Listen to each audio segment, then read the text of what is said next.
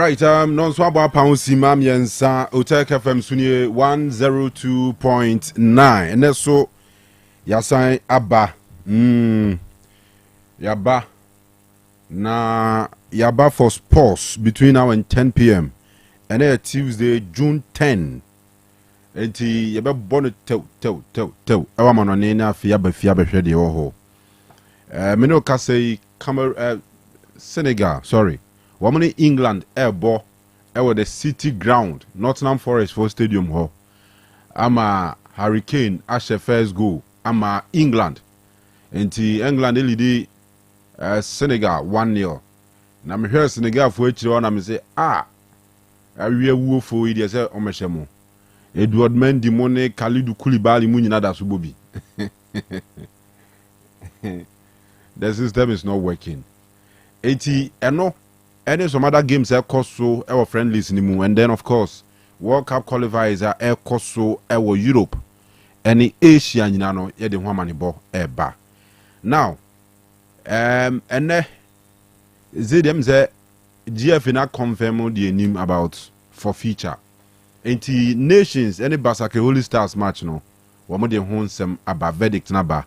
Ama GF no agina so the official league table for the season now and no and so aba and say no they make me can say champions Gold Stars the toss mienu Heart of Lions the toss mi answer Asante Kotoko and your torso and 9 Accra Hearts of Oak nations ya ti omo 3 points ama samre de bi omo dano ya de hunsem eba. Local transfers and then some other local discussions I would do on my day about Jumedi. So non so about Pouncima enum Dominic Ousu ansa walasti I ready or dear call foreign na fe tidbits or ho na nwumre. Ye wi na fe abehwe de wo fie so. Kofi Labi says Scandini award monza nyina beti omonka. Sikapani Eugene so techre. Ye frame Kanu. WhatsApp number didi djuma na nwumre. 0505225578 0505225578 yam fly mra ye ba na ye dia hyehyɛ so e ma resume fi say ye stream so live on Facebook o search Otec 102.9Fm on Facebook and Otec Sports on YouTube e o nyina benya dwumadie bi na why enjoy but as and when I watch no bia o adwenkyere bia no type as a comment no post to our live stream na say e be ba na afia gyemra kenkan Eddie Amao. All right, so young come on Nimra, your banner fin come out can hear that so.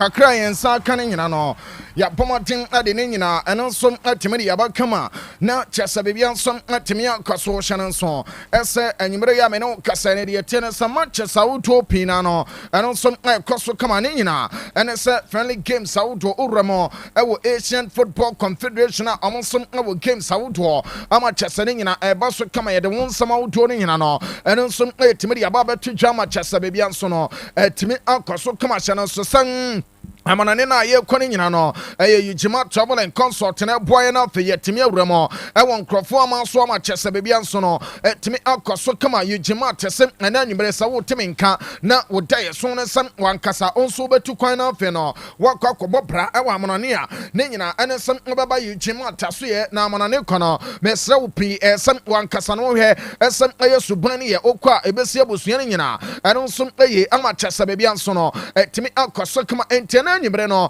yijima travel and consult na chesamede to animo esam nso bebo maten na chesa wo no nso no atimi ahwea bom kama na afi wakonto nsam ne nyina nso atimi aye ne kama ade ama anyimbre no wo dia opesa wuramo wo Germany say ye UK say ye US of A say ye Canada say ye Australia and as a sinking country bay and our person cano yujima tena bomade na fino almost some idua ramana chasa baby ansono etimi akoso kama yujima tedo cano o shannon son as a jumani no on some ultimia yen kama na say no meba chodia abisoko our yujima taso ye no almost say say na nkasa no omo de wo kwa monane na monane no almost say sawunim low bed ni twi unim long track ni twi kasa kese na bomade na form number me de betu dwa no na from sesi ani ni nkomo de hia ne se owo driver's license wonso no owo experience ya de drive long vehicles no anasa long trucks no eno ane low bed ni nyina sawunim twi a me ba cho o fa number no esanse omse Croatia and Lithuania a bench a I'm the drivers. I would want to call natural summon sono at Timia Rum Natures Jumanina at Timia Kosokama and on a baboa. I'm 1 year sick out, Dwadia Buffy enough, you know. Once some Nanya be Eddie, I have fear come ama Jumanina at Timmy Atroso come and tell you, but I would Timinka not when it's one Casanim low bed and all, and then the tennis a long truck and each year number in the no fun and pen and phones watch your come on a 0553 944 608 0553 944 608 and Ujimat Travel and Consult Otec School of Journalism and Communication Studies say and Central Juman Casano, oh, ba near the world Ramana Feno, Wilson Nababe Suya, Saudiano, say a newspaper report and all Pesusia, say a broadcast journalism, media law and ethics, public relation, marketing, communication skills, investigative journalism, blogging and vlogging, Sansono, and a graphic design, or Pesusia. The woman is some V mixer, Yedicha videos, I would draw, and I say Yedicha Emma TV, and of Facebook streaming, and the attendance some YouTube, I would do, you know, you bet you. Come on up for audio name video editing no and then some atimia kwaso come hosting and presentation ya chiro na for akan news no ya chiro said ye sika ne come asen so some sports presentation DJ ni nyina and Otec School of Journalism and Communication Studies no and achasa wan kasa na nyimre no Wonso timi apana fe no ye de wafan tetie mu kama ama chasa bibia eno nso timi akoso asoye no ewo Otec FM ha ya enti ba bia wo no o faka na fe waba besi de tie ne se memfanto ne musam aye Dr. Mensa na wabusa sam o tax na eko asawanse no me ba cho offroad tax na catch driver ne no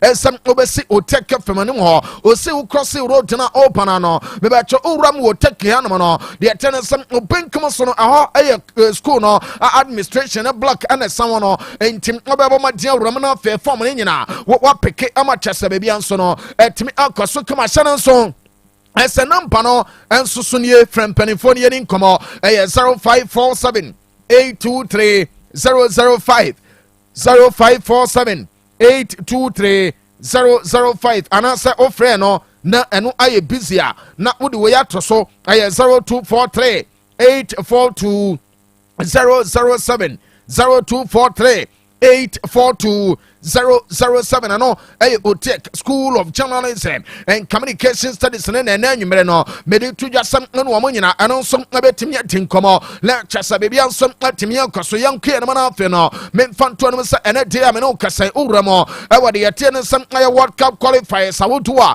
eno nso akoso a uramo wo Europe ebi akoso Samson and memfanto yasa de yete no sam konka kafo no no ne nyina eno nso akoso kama ne mo no be ba cho friendly games a ene de akoso no ye ni kan fani nyina eno nso ntimi mra ansa na World Cup qualifiers awoto no ye de nsam no nso atimi de abakama ama tese bebia nso atimi akoso de wom no ene sam ene de ame no kasa Azerbaijan etena ma hungry man no amo nso Azerbaijan economy Emma Chessa Azerbaijan ultimate Kanu Pako na the tennis Burundi and Mauritania some and Nila will be and to me and Chevy Shannon so as Slovenia and some Apo Omayanite at the Bosnia Herzegovina a come Emma Bosnia minor among some ultimate Kanu Pako Mebacho Ramo I was Zimbabwe Amupo Kanu Pako Emma Chessa Niger minor among some ultimate Sakana Sansono and a sweating Apo Kanima Kuma ama chese Algeria so no etimi take no miensa ye kano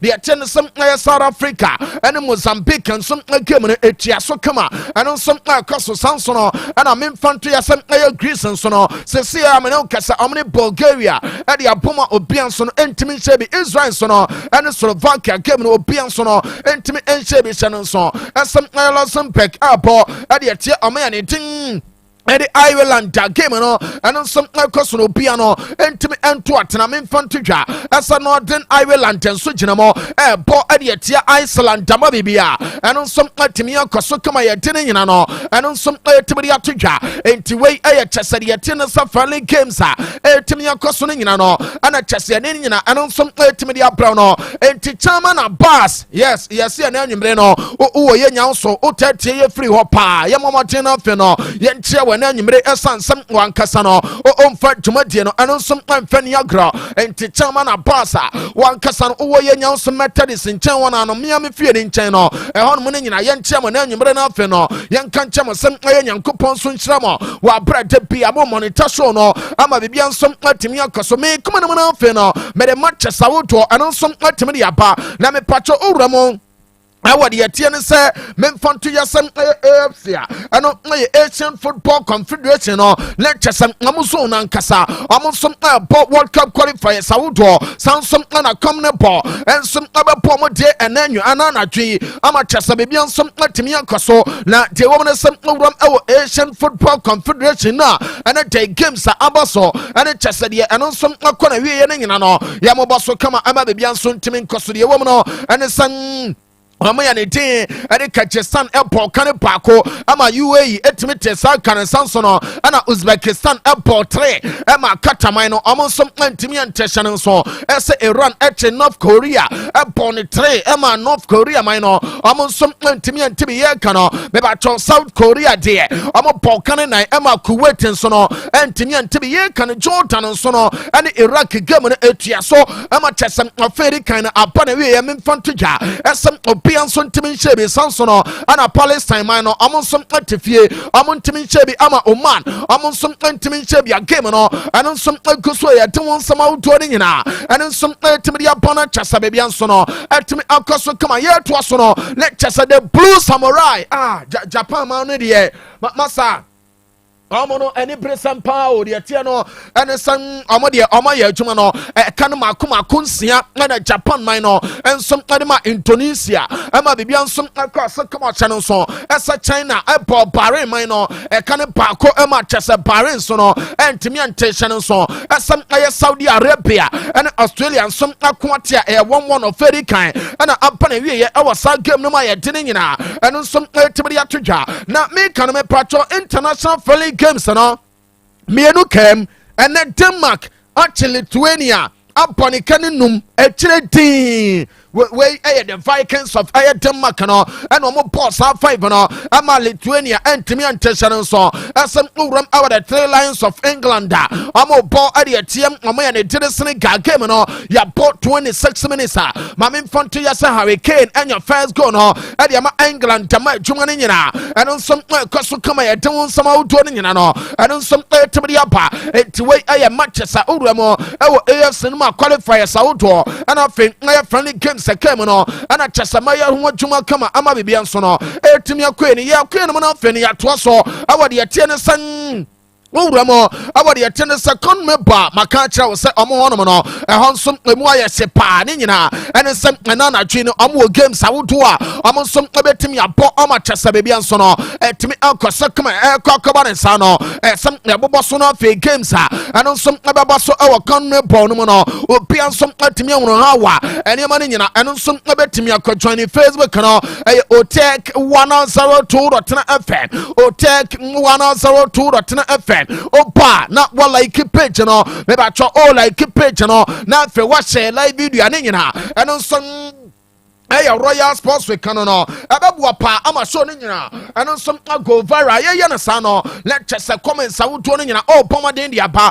ye be redeem wo show no so ma bibia nso no etimi akoso kama ye wramo awade ye tene sem economy ball omo so no onim se Bolivia omo eneden no bono watwe omo ni Chile ana sa game no omo di bom ni nyina no World Cup qualifier ana chese etodwa na mame confirm sem Uruguay man no eneden boy 11 PM omo jam na fe omo ni Venezuela man no en some ade ahwemu kama wa bra we no en some big game pa ana eba so no we economy ball omo de no ana ye nwadwuma ama chese bebia nso no en some matimi akwa ni ye wremo awa UEFA so no I don't want to chess a match as I would do so. Boss our World Cup qualifiers anymore. Now, me patrol the woman in Finland, and I'm up for Poland, a can of Paco. I'm a chess, I'm on 32 minutes and I give it all. Maybe I told Yapo Uramo, our Netherlands, Amadia, say, no Kakana, Crassa, Netherlands, I know. So ya Kanu a go match come ya bought 31 minutes game. I'm on a motor airpano. Maybe I told the woman and it's 31 minutes I up Netherlands. Apo kanami ensa ama mota entimin TB the woman ye Memphis Depay about 2 goals Eddie Amane Netherlands and afe owrani tin Eddie Virgil van Dijk and some apoko ni pako Eddie piso entim 3 goals ni nyina apa Eddie Amane Netherlands samana yetem samno and some etibia to jashan so ese Romania and Cyprus game no and some no Sansono and San Marino ejinamo omni Austria airport me bacho San Marino tefie ama Austria some achina pone kanan omon some intimate be Latvian sono etefie ma Albania abechane kan pako game ni gusu akaso omon some intimate Sansono and a Cyprus ache Andorra apa kanam ye no me patrol game no am go some boy at sansam no and some to be at yante we no aya de ate ne san World Cup qualifiers awudo achese no some to dwa e Europe no ne ya nwadwuma ne hye so esem aye to neka ba me chano every Diamond Scientific Care and Research Clinic so ye to neka no e do papa me say bema wo bema na sinitra se ama ma twetwe fa so basabasa e ma kase wani mpasabasa e ma tiatian o kasa ne chew aye ba kopɛ esem aye bema wo ma otadua no eno some tatimi gina brane wa bra obetimi de abo adwuma na afi no wa sapna awo Apo Pompalupa Kofi Kowu Messi Kofi Konobo Boba no mani hu na fe Messi tada hu no wasa de ato so kama we nyina no eye doneka ba me shabema mesre wa jai chichichire no na wa we ya obema no ebe gine hu kojo ebe kuntene no afe obon se ebe duru nrebe no na akoye nsempi num doneka ne be ebe siesie ntine woni padua no no na fe amamwoden no ensom apa obema no kama ene de ya me no kese no wo yo ba ota tena wiaso che wo yo ba ota tena janwo ensom ache wo yo ba me ba cho wan kasa no gina wana mo so che eye adwumaden ana wo bo eye doneka ba me chana wo no no nyina ene se ebra ebe ni padua no mu pia one way ebe mo atenka kram party akọ an eni pa wo bra be ma bre bebre a ne be ma sade ese esi sore no entimi sore sa because of stress entinum to ne ke ba me chane bi na done kene mwa na fe enema ne nyina no ɛno nso ntimi ɛnkɔ so kama done kene boa ama deɛ ne nase atatai ɛtwetwe done kene ɛboa ama deɛ sadeɛ ɛnso ama nafu ayɛ totwe na fe ne to no ayɛ ketekete ɔbaa me se ma wo to nhyɛ nkrɔfoɔ abufuo ɛne sɛ bia wo to no bɔ na mmom no adeɛ ne nyinaa ɛnam san oyam no ɛhɔnom na ɛnam a ɛmmerɛ guo nti no wanhwɛ yɛ wobɛhu sɛ saadeɛ no nyina ɛtwe ne yɛakɔgu wafiri mu no afei no wɔto ayɛ sɛ mew ɛkɔba ne sa no a ɔnam kurom a ɛyɛ hyi ɛna woyi nkurɔfoɔ ɛno nti ɛna kyɛ sɛ wobɛhu obi wɔ hɔnom a ɔnam ne kyɛ sɛ wohwɛ kyɛ sɛ ɛtwom lanka bi paa no ɔgyina n'anim ɛkyimi ne ho kwabena no na wabɛte sɛ meme deɛ monkɔ na montwe mo ne yɛmmra deɛ ɔmo kyerɛ enti no done kaba mekyɛ ne bi ɛbɛboa no afei no mese saadeɛ no nyina nane no afei ɔbaa woanya wo skin asan nya kyɛ sɛ deɛ te ne sɛ shape no ye ama biribia nso atumi akɔ so baabi ɛtonton nnoro pia no wobɛnya bi na mmom no wodeɛ wompɛ sɛ wobɛkɔ akɔkyini na afei no aba bɛyɛ wo daeɛ so a bra wo Otec FM ha wobaa wo sɛ wopɛ done kaba mehyɛ atɔ wobɛnya bi ɛnso atumi atɔ ne kama ama bibia nso atumi akɔ so done kene yɛ duro enti baabi a wɔ pia no pɛbi no nom no afei no ɛnneɛma no nyina ɛno nso ntumi nkɔ so doctors no ɔmo hɔ nom no ɛyɛ bia wode yareɛ bi daw so wopɛ sɛ ne wɔm ti nkɔmmɔ a wobɛtumi nso ne wɔm atwetwe nkɔmmɔ no afei no mebatɔ problem ne sɛdeɛ si tie pia ɔmbɛkyerɛ wo ho akwankyerɛ sɛ sɛ wokɔ ɔma so ɛyɛ hɔ a ɔmo nso ne wobɛdi nkɔmmɔ kama numbers no ɛyɛ 0246 727 677 0246 727 677 and answer 0249 208 252 0249 208 252 and no aye Diamond Scientific Bar and Research Clinic como and I did Done Kaba Meshano and on some ultimately Bamontan so ya Timun summoning and on some ultimately Abano now ya queen one on enough for your TSMO lecture say ya Jumani come I'm in front to ja as some anonymity I'm in Seka and it's Manchester United Bobo Kono aye play anything Ade Victor Jokeresa, Mebacho United Bobo Kono, and some opening in ano, Mammy Fantu just a letter, some in Senka, and it's a United Timono, almost say Nankasa, as some Amopomate ahe, Emma Chessa players, on the free club on Akono, as some young Wajumansa, and Sana Amamo Pano, at Miapa, and Tidiam in Senka. And some run into the Victor Jokeres no lectures a by Nesakano and some other two more a bed July more and a Manchester and some other team finalize it till no ama dear tennis at Jokeres and sono Wababe run our side let team at the United ama Bibian sono at me Uncle Sukuma at San Samanina and then some Timothy Apama Bibian sono and then some Timia Cosona play anything at the Victor Jokeres make an once a man.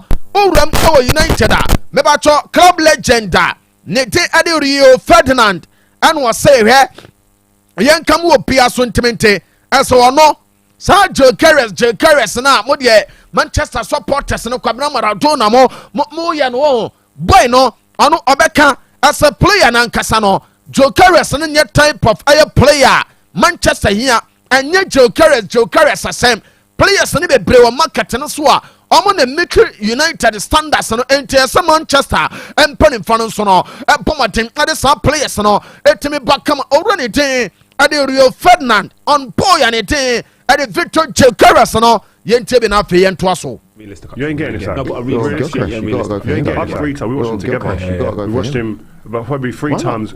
I'm believing that you're going to go from he's not the guy. I don't think he's the guy, good Chris. Me. That you don't get away with it. You don't think so? I've watched him loads. I've watched him probably 3 times. We watched him together. Because we watched him probably 3 times. That really closely. Yeah, like you know, for example, the City game and everything. You go ooh, but I don't know. Mate, when I see him physically matched, I don't see what else is there then. That's the question that I'm asking. Is there enough athletes physically matched the commercial games to be able to get you know, for example, the City game and everything? You go, you ain't getting it, Zach. But I don't know. Mate, when I see him physically matched, why not? I don't see what else is there. That's the question that I'm asking. Is there enough athletes physically matched to be able to get him a goal? I've not watched him loads. I've watched him probably 3 times.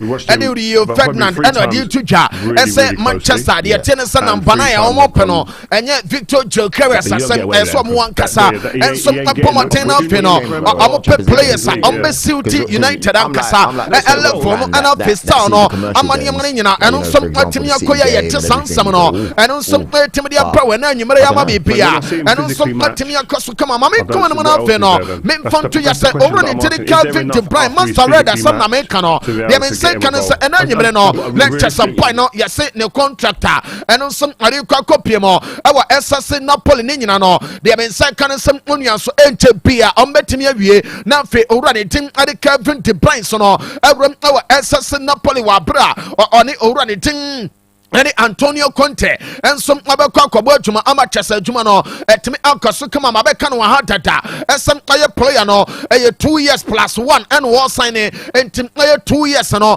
and ye dey man no fe wasanya option of aye another year e dey aka won no fe bia no etimi akaso kama ye dey nyina and some etimi dey atodwa na mame nkoma no na fe memfanto ne mo esem owura ne dey Kylian Mbappe and ene interview mo yebusa ne se bema one kasa no dream captain pa e wa asase so anyhow and was say oh ne dream captain there and one say you Ramos and one say ade and one say our sola aye captain bia and I say the captain bia sana kuma ye no sana say you Ramos na kuma no and nso ate was say owura no ye wo na say omra me captain and o me leader e wa asase so osem o check boy no na chese owura ni tiri say you Ramos asam na Kylian e kan no o say dressing room no said ye oba Madrid players ni bi eka ana even crampono na owura ni dire Ramos ebo Madrid no ha wa no atoto ne niama e wo picture no so o check player ni aura ana fe eniama pia na cheso ya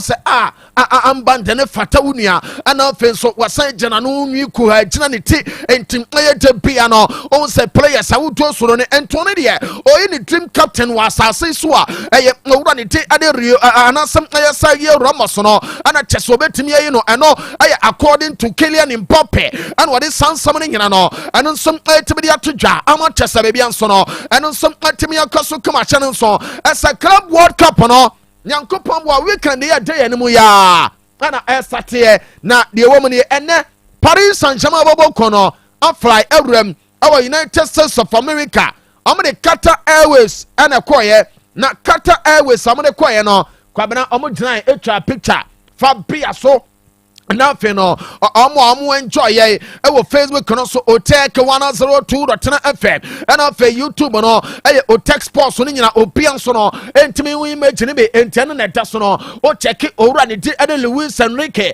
na chesa papa na nantu pa ene afe no hostess na bako ene ben no bibia koso kama se de one de space ata na no sa no de ogina hanom no kwamna ahanom no one no o se de o se de nsa to ge ni komu no everybody I mean where the omunuru US na de no ma kan nyina wie because said the akwa na se atwa same wo ge ni komu no nokure ne u se eniema na nkasa no eno nso wo na before so mo ba be kono na PSG me pacho omukra president let the ed na sa kalaife wakasa de nsempin na temiri atodwa yebusa ne se bema wan kasa no regret be asa Kylian Mbappe wa free team no moko and was say no only regret bia asa Kylian Mbappe ko ono abeta Kylian Mbappe say Samson another player abeka sada na se no Zlatan Ibrahimovic or say amaboa ama chese bibia nso atemi akoso na sa two guys awabo mo den no important to say that ne dedi Paris Saint-Germain oso amaboa pa ama ne ma ne nyina no atemi akoso kama ne mom no ose no mo ye lucky as a this season no amotemi je you wait for Champions League no without owura ne den ade Kylian Mbappe ento ne de we shi owura no all the best awo ne ndache bia awo Madrid ho sade owura na nkasa emmom fama Paris Saint-Germain bobo ko de biem no we ensem obetemi aka ade afa ontimi go further eno owura ne den ade na sa kalaife eno de sansam ne nyina eno ultimately atodwa na entering rapio ana bia chapter be osehwe yankam wo bia so ntimente asa Mason Greenwood hwe enye nsensam ato boy no ene eniema beba ose Mason Greenwood there is no way asa nka obi beka asa Jude Bellingham ni image no ewo wiase sese no emu beye du e de achen Mason Greenwood da ose na boy no osi so offifa ba ma hu sa de niema setie boy ne prospect ane kuta no no hu sa niema no ohye pa bibia no koye kama ntone de obetimi aka ne sam ade ne nyina no lecture no nso aye boy ane tiri mesin greenwood no ensensem e boy no eno ana atwena san e wa brabom ama chese ne nyina eno nso etimi akoya ye de sansam ne nyina no eno nso etimi de abra wa na nyimre o so no so na ene dai maduru bobo kono aya official presentation ni nyina and say Dean Hoysen me ba cho point no and some aba be Roma say no aya Madrid player waba ama chese just number 24 and a point no and some aba bone kama our Madrid bobo kono mo na enana me fantija some aya player ne buy no wa bra ya presenting ni nyina let chese ya ni chese kama ma me fantija say Dean Hoysen wa bra ne osia ni coach Zabi Alonso no and a da de tiene say o Facebook no so no kwabra sa de we no meba be ye ho story no enye nuru so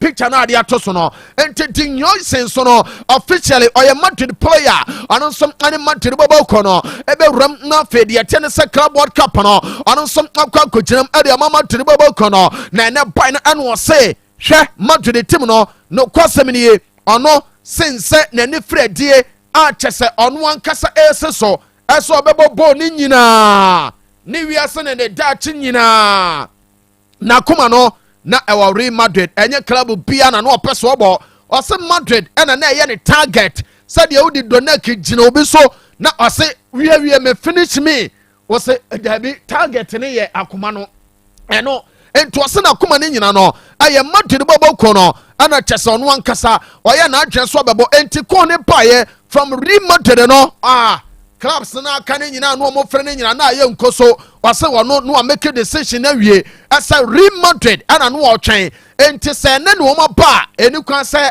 okonoma anoma krom a okoyi prebuo wokwam sam abomoten na fe no ono nso focus no owura mo awo Madrid team no ama bibia nso no eno nso atimi kwaso ose ene no the best day awo ne life from ne nyina ene se ne dream club ene oba be pomoten enso atimi adon no wo ama bibia nso no atimi akwaso kama ye de sansam ne nyina ene nso atimi de aba enti Dean Hoysen aba se no ne chesem ama chese bibia nso atimi akwaso ose Madrid bobo kono no kwasam ne se waba no opeso ba be titles awodo enye se bia waba no oba be nante Madrid ho na fe trophies a egu cabinet ni mu no ono ankasa no waba be yakọ ose ba kokura ni ho a ono ankasa ne din wom sem wajebe afe no oba be tro ne new chapter e Madrid bobo kronum enti se no ne president pa ana ono Dean Hoysen no ono som ade aba ye tene nyina ono som tibiri atodwa na ene wa bra boya ne ti ade Dean Hoysen enso ne presentation no akọ so ne nyina no ho na Alvaro Carreras ede sa picture no koto ho okoko comment IGO Madrid and a bomardin post sa picture we our IG meba cho de wo hono no wose hwan Alvaro Carreras 3 and the wo hono no ede no watch wose congratulations my friend and wade akoma fita chese jesi fita no abrante na ne din ede Carreras no opebia hye entim anete no wa congratulate owura ne din Dean Hoysen na le de sansam ne nyina eno nsom etibidi aba na me pacho de wo ne Madrid bobo kono no ana de don Florentino Perez ene no presentation ase na enum no kasa ye o se hwe boy ane Dean Hoysen o sha se o Malaga kakra akra ekofa Juventus ekowura mo ewo Roma abepiem ewo Premier League no wache asa oye the best ewo asasi so eye say wa bra ne position obono eno nti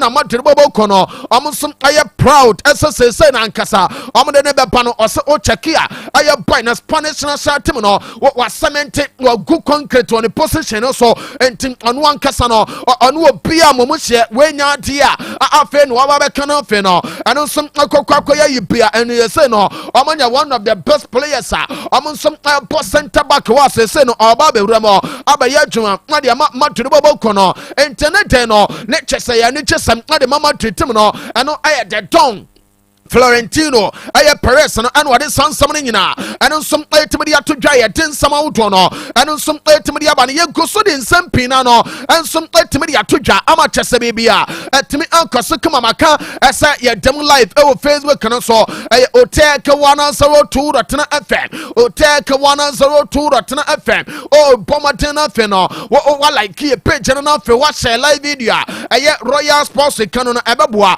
ama ne nyina go viral uram our YouTuber and some Otec Sports and Tibomatina Feno was subscribe to your channel no ama bibian some akosokama beba to ma infant to just a Franco Mastantuono boy way aya boya me ba be catch wa bra PSG baba ko ni ridi animo mampamri kana na say no mutuo made da ba beche na de afri o nsem ene ma infant to dwa ese way aya official Franco Mastantuono ababa club World Cup no ade ma River Plate Madrid bobo kona confirm as a boy no amon kasa no anasa aye River Plate mum a confirm as a boy no ababa club World Cup no e dia mo entim aye competition ni nyina pa na wie ya eno ana owura no nsom abe join Madrid bobo kono na fe ni presentation ni nyina eno nsom abaso kama boy na sign contract aye until 2031 ana chesem aye boy ya ne tin e de Franco Mastantuono eno nsom sign ya ye din nyina no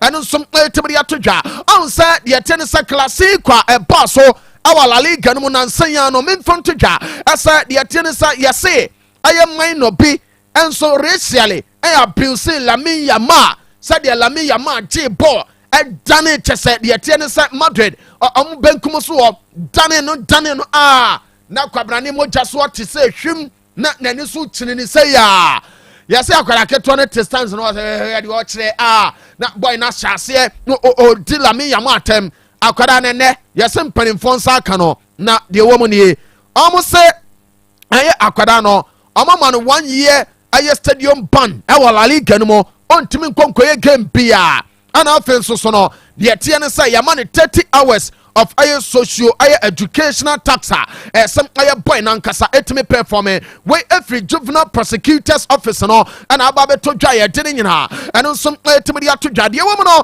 and sa United bobo kono epe goalkeeper na de mensenka and say Manchester United de mensenka no and some omo ye adwuma esa outgoing sene nyina and some ababa so ansa na omo some apomoden some omo de goalkeeper ne beba ma memfan to dwa some aye Manchester bobo kono yes amone boy anything at Emiliano Martinez away Argentina goalkeeper ojinamo at ma Aston Villa bobo kono yes amatin koma amoma ka chense bema ebe ye de ankanya abutire na wode nyanwa number 1 ya wode ya o ena yese boy ne so na hwan yani abre ya dia wo se wo na nti nyabote enti yeso maka kire boy no akampo no ese so nyabote na fe Manchester bobo kono enso eton bia eniema ne nyina no ebetimi akoso kama na fe bi bia nso no etimi akoso ye de ne nyina enso etimi dia ba na de tene se Miguel Gutierrez aye boy baako a Napoli afa no aba be ya adwuma de momo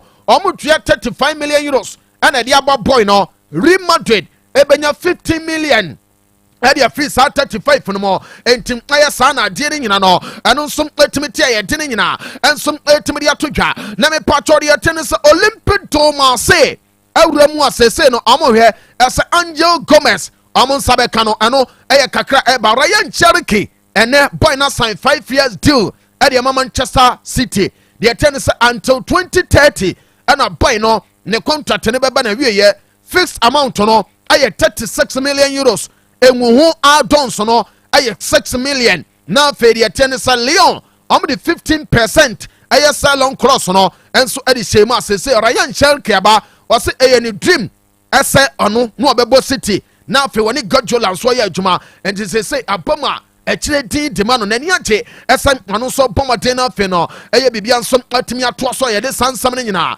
anu nso atimi ya bana chese bibia nso no atimi akoso boss Jose Mourinho akwakofa asema ba na Mourinho de womu nie Mourinho say Cristiano Ronaldo no ye fantastic our Nation League campaign ni mo na ono de oka amwo bia so atimi ate ese enkrofo kan ai ena de tie ne say UEFA Nations League no enya de papa bia no o se hwe yenkam wo bia so ntimente ese fufu atoto aba enya nwa mu tipen no wasi Nations League no enye Copa America tipen no enti he obi antena ba bi nwa nanum wa obekaneka onfo obi anwo no waka na asem playing we playing west no waka no as a Nations League no emu odu bebrebe kwa echen de etene se Copa America no eno aye owura ne tiri Jose Mourinho Polovia Ventures say na nkasa on say season up and we enche the club justice awudo no eba de etene se team awo support no bomba den one ma just new one emuno soko dwan fe no won so matimi ahye enti Polovia Ventures say ene den no bomba den na chese wa bomba so ye na fe de aka bia wo no mato so sa club jersey say medals say trophies say captaincy armband say whistle say red and yellow cards obenya bi football boots awudo ni nyina ene football so no obenya bi Polovia Ventures wo de etene say KO yes KO wadan a yɛte se Foco bookshop no mu no ɛhɔ na abeto omo na kyese akwato omo no madi nkomo Polovia mo amotonton club jerseys mo areas no mo from na mo nkotu bi ɛwɔ hɔ esanse ɛfo mo frɛ omo a de wo mu bia mo de be mo omo Dr. Kwachi team be na support yi basa won ye be hwe ne ya pe bia ma ho enti yes frɛ Polovia for ɛwɔ 0548 508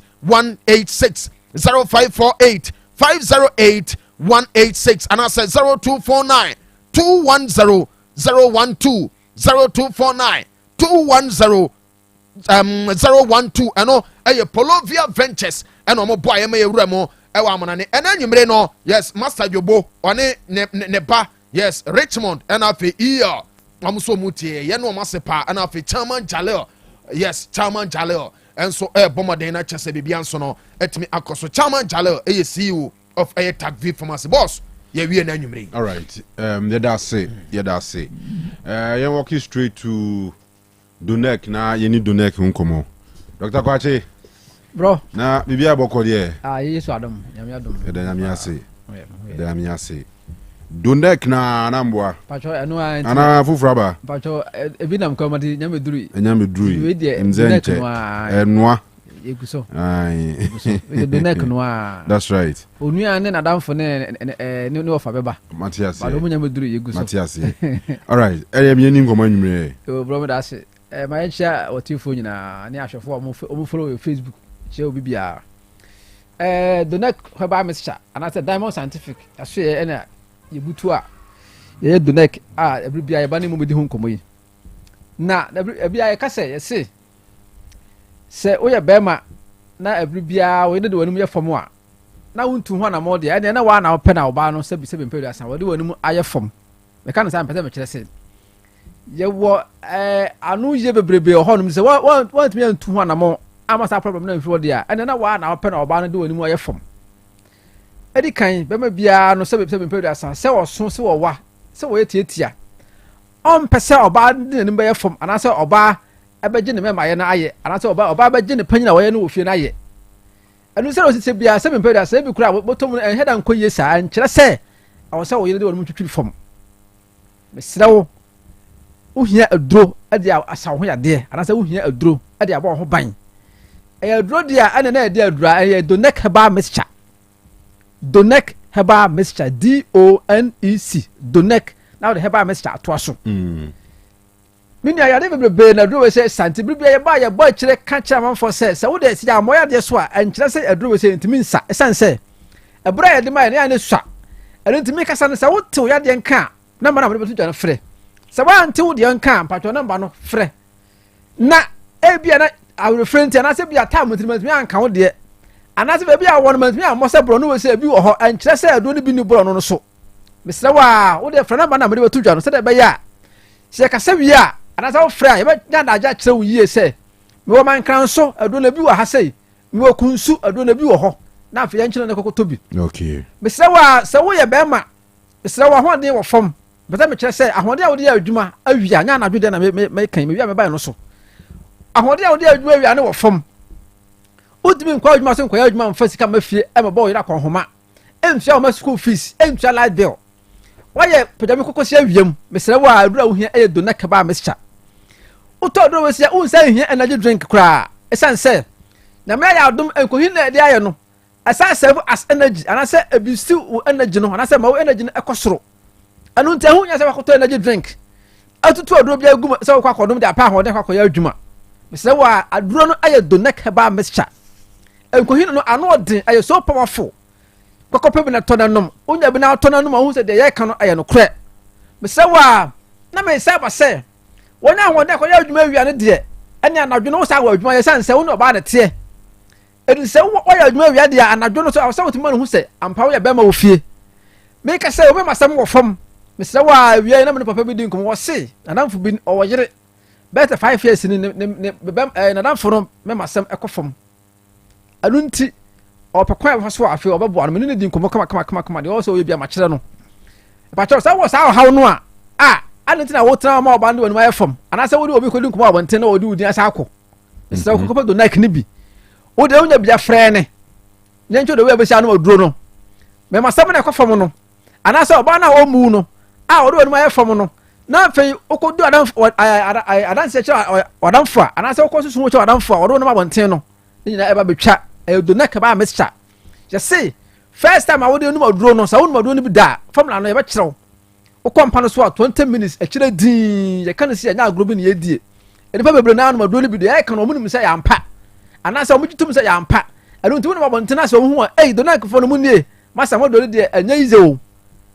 awso so di adanse ni bi de na awso wo ye de awso wo ye ne se kopa do bi na wo de to na wo de wo to bi num bi na wo se de ye ka no anya agro bi ne ye die me se wo a onu oba na te 6 months nie 1 year nie nyinsan ma ebu okra eko 2 years nyinsan mai wo de problem na koso oba no so enkumafo ene oba no edi ensifo no oba no edi meanwhile onko hospital me hunu se bia wo low sperm count ana se bia wo sperm count no e wo soro ana se ni soro but wo de kwasha oba no mesre wo de kopa do Nike ni bi wo to wo de frɛ ne ye ma bibia wo de beka ho ana se be twa bibia bo to de aka ho na wonu mo do no wi a wo say yes afei ba soma eba da na so wo de ye eba be Nyankopɔn ani ja ba fie eye do Nike na edi wasema ma wo akoba sa de a wo de fa akora no edi ato do Nike ana fa akora no edi ato ye ne ye be da wase eye do Nike heba mixture mesre wo sa ba bia wo bia na wo tie me anwumai na mesre du djuma wo ya so ye ne nie se okuta fun apacho bo namba na guso se woni fun na se okuta panya bato twa namba no to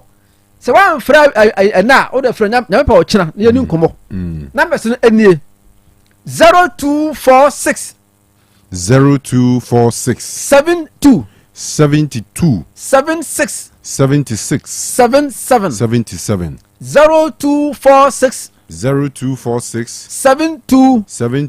76 77 so friend number na say aye busy am patcho for second line no san say yakasa we say ya nipa pi na e frɛ ne so we dey for second line no ye be fa na enu odi nkomo aye 0249 20 82 52 0249 20 82 52 sa na mes me no say bia be fra bia ye be fa na fa enu odi nkomo na me say ka say obi wonu mu a menu Kanu oda na jo wo so de adwo nso saa ebi wonu mu emprenum emprensia emprenso ansa na ade ache no ontimi anaye enu nti ade ache no pa na say ade ache na ontimi nkwa adwuma so ade ache na so adwuma mu kura na order isan say anadwo no ontimi anya sound sleep wo de kopa do Nike ni bi na wo de frɛ ne ye be che do wi abesi anu aduro no dum so ni nyina e ba betwa ho e ba beto se wo sa na wo diabetes ana se wo pressure wo da duro so anu nti ado na wonom na amo ye weak me ka mema na ho asema na me kan wo ye weak do na ikono e ba boa wo e be sa problem ni na ama o ha ni e ba be firi wonom etimi nwa me papa no mo a na me ma no mo da diabetes duro so mo da pressure duro so a amo ye weak no wo de ko do na ikini bi o to a wo da frɛ na be se egu ho no ana de me do tu dwa no frɛ ne a ye be che do we abesi anu maduro no na me ya do mo ahode be ba obotia sikinkan na oba be dia danse de akira manfo e pa chewo oba UTI anasa wo STI pasa be say oba infections anu nti wo dwonso na oba mamu ya oya anasa oba ya oya me say wa ebi ono wo dwonso na sufita bi firi ne ba mamu ba anasa oya oba na bebi efiri na ya se ba ete se pedu asa kokoro me say wa anu ngwase anu nti se okunu ba ho a anasa be ma no te ba ho a na enka wote no onya ni je kran sa ba ho biem se wo de nya botre ko pedo na kini bi o ta wo de frɛ ne kasa doctor Say ne say ana wa me ho. The problem no endie menya do ne sen. Ya ba kire do we abesi anu maduro no. Na me ya do na maduro no wi a o hawo nya e ba be firo no na ho ba beto. Be say o sisi na o ya na. Anu nti wutumi anya adwuma. O sori a wutumi enkoto. Ana sa koto wutumi ensori. Be say wa e do nek na abenom. O hawo ne e ye den. Me pa chew. Obi won ma student osua de enkane tirim. Ana sa e kan tumi kro na o tumi enrekọ pa chew adwono no the way si retain aden e kofom. Do nek e ba be ma very good retentive memory. So aye do nek e ba mixture. Kokoto bi o de o to afre ne. Tika ne si fa anwumlemu tie ne. Ke pole for anwumlemu tie ne. Ba bia wo bia no. Se opaduru abonum ama onya good retention dia. Ene na do nek e ba mixture. E be bo mo atna se sua de yie. Ama wo hunu. Na ko onwa so na se ko exam so a o ba twira pass. Aye do nek e ba mixture. E ba sa na se wunya first class ya. Fast that be e ma do nek for. Isan say yes you can obi. Ena nkunim de aba. Numbers no enie.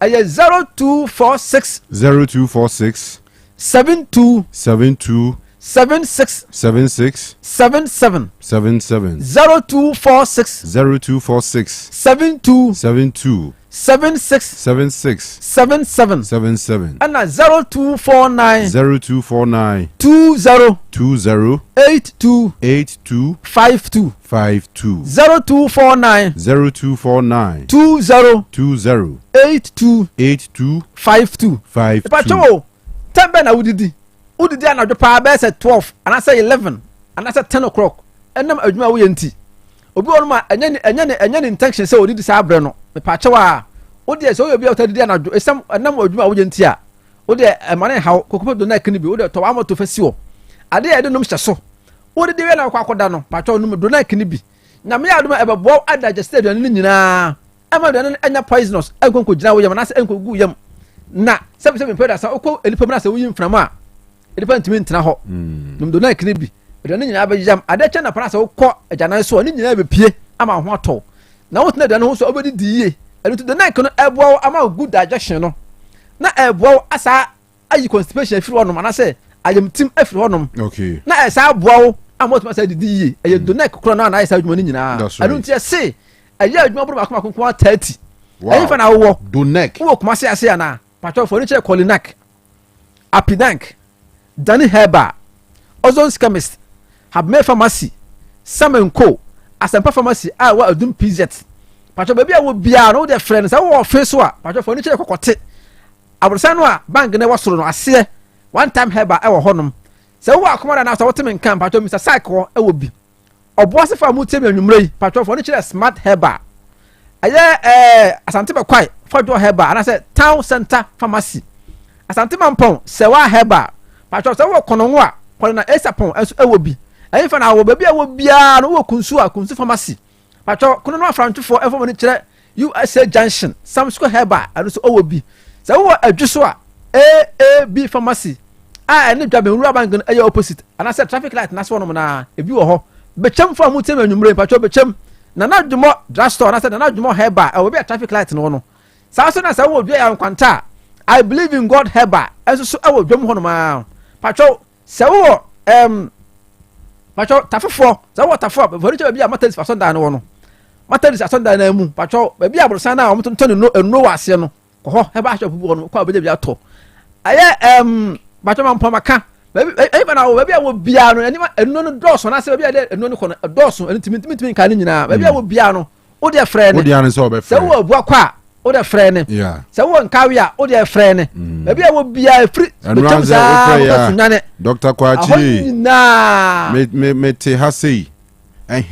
ena menya do neck ni bia to simple anu anu no wo de ka be bia wo te a sa no abusa be bia benya bia to anu anu no ye be kyerɛw say be new area akro be kyerɛw the nearest place point ya obenya bia to but your numbers enie good 0246 0246 72 72 76 76 77 77 0246 0246 72 72 76 76 77 77 and I said 0249 0249 20 20 82 82 52 52 0249 0249 20 20 8252 but o minya no ma no so a sebi impeda sa wokɔ abosome so sa wokɔ fikyire a na afei uhu de onya wo ho no pa kyɛw a wo de donate ni bi oto ya wo de frɛ ne yɛnkyɛ do we bɛsia no modo no na me adom na sa o mense ne ba sa problems ana sa how no nyina eba before the amount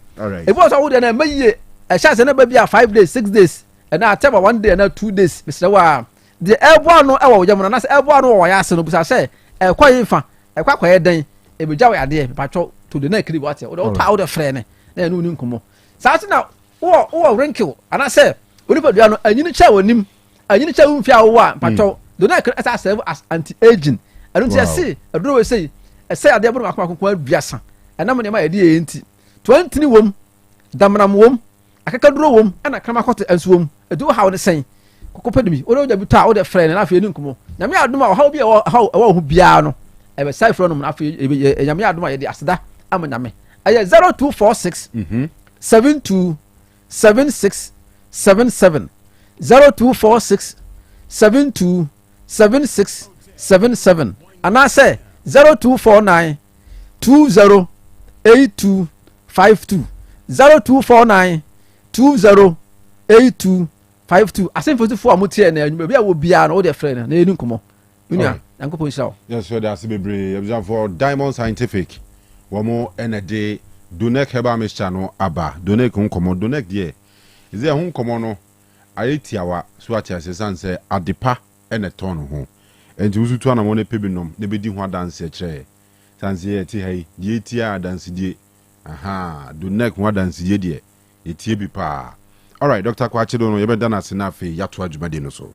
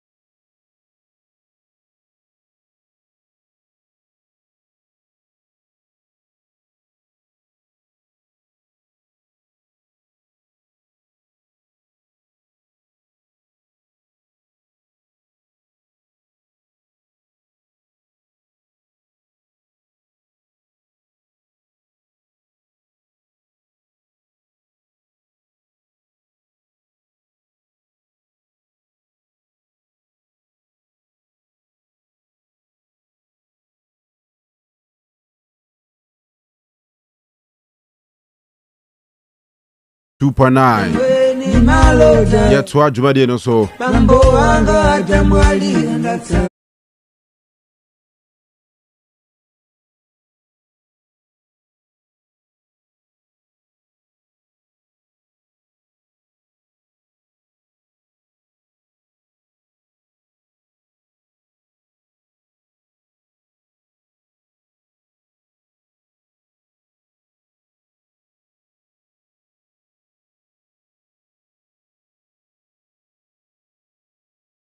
Enyanum atenase enwumre Akoto Emmanuel aka Obubulebu, former captain of Aduana Stars Football Club, was share live from Germany.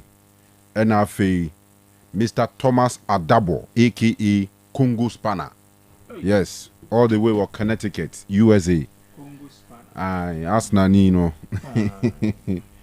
Womu nyina here live on Facebook. Ye che omu na enwumre do mo ase say de bia omu ni edi dwuma yi.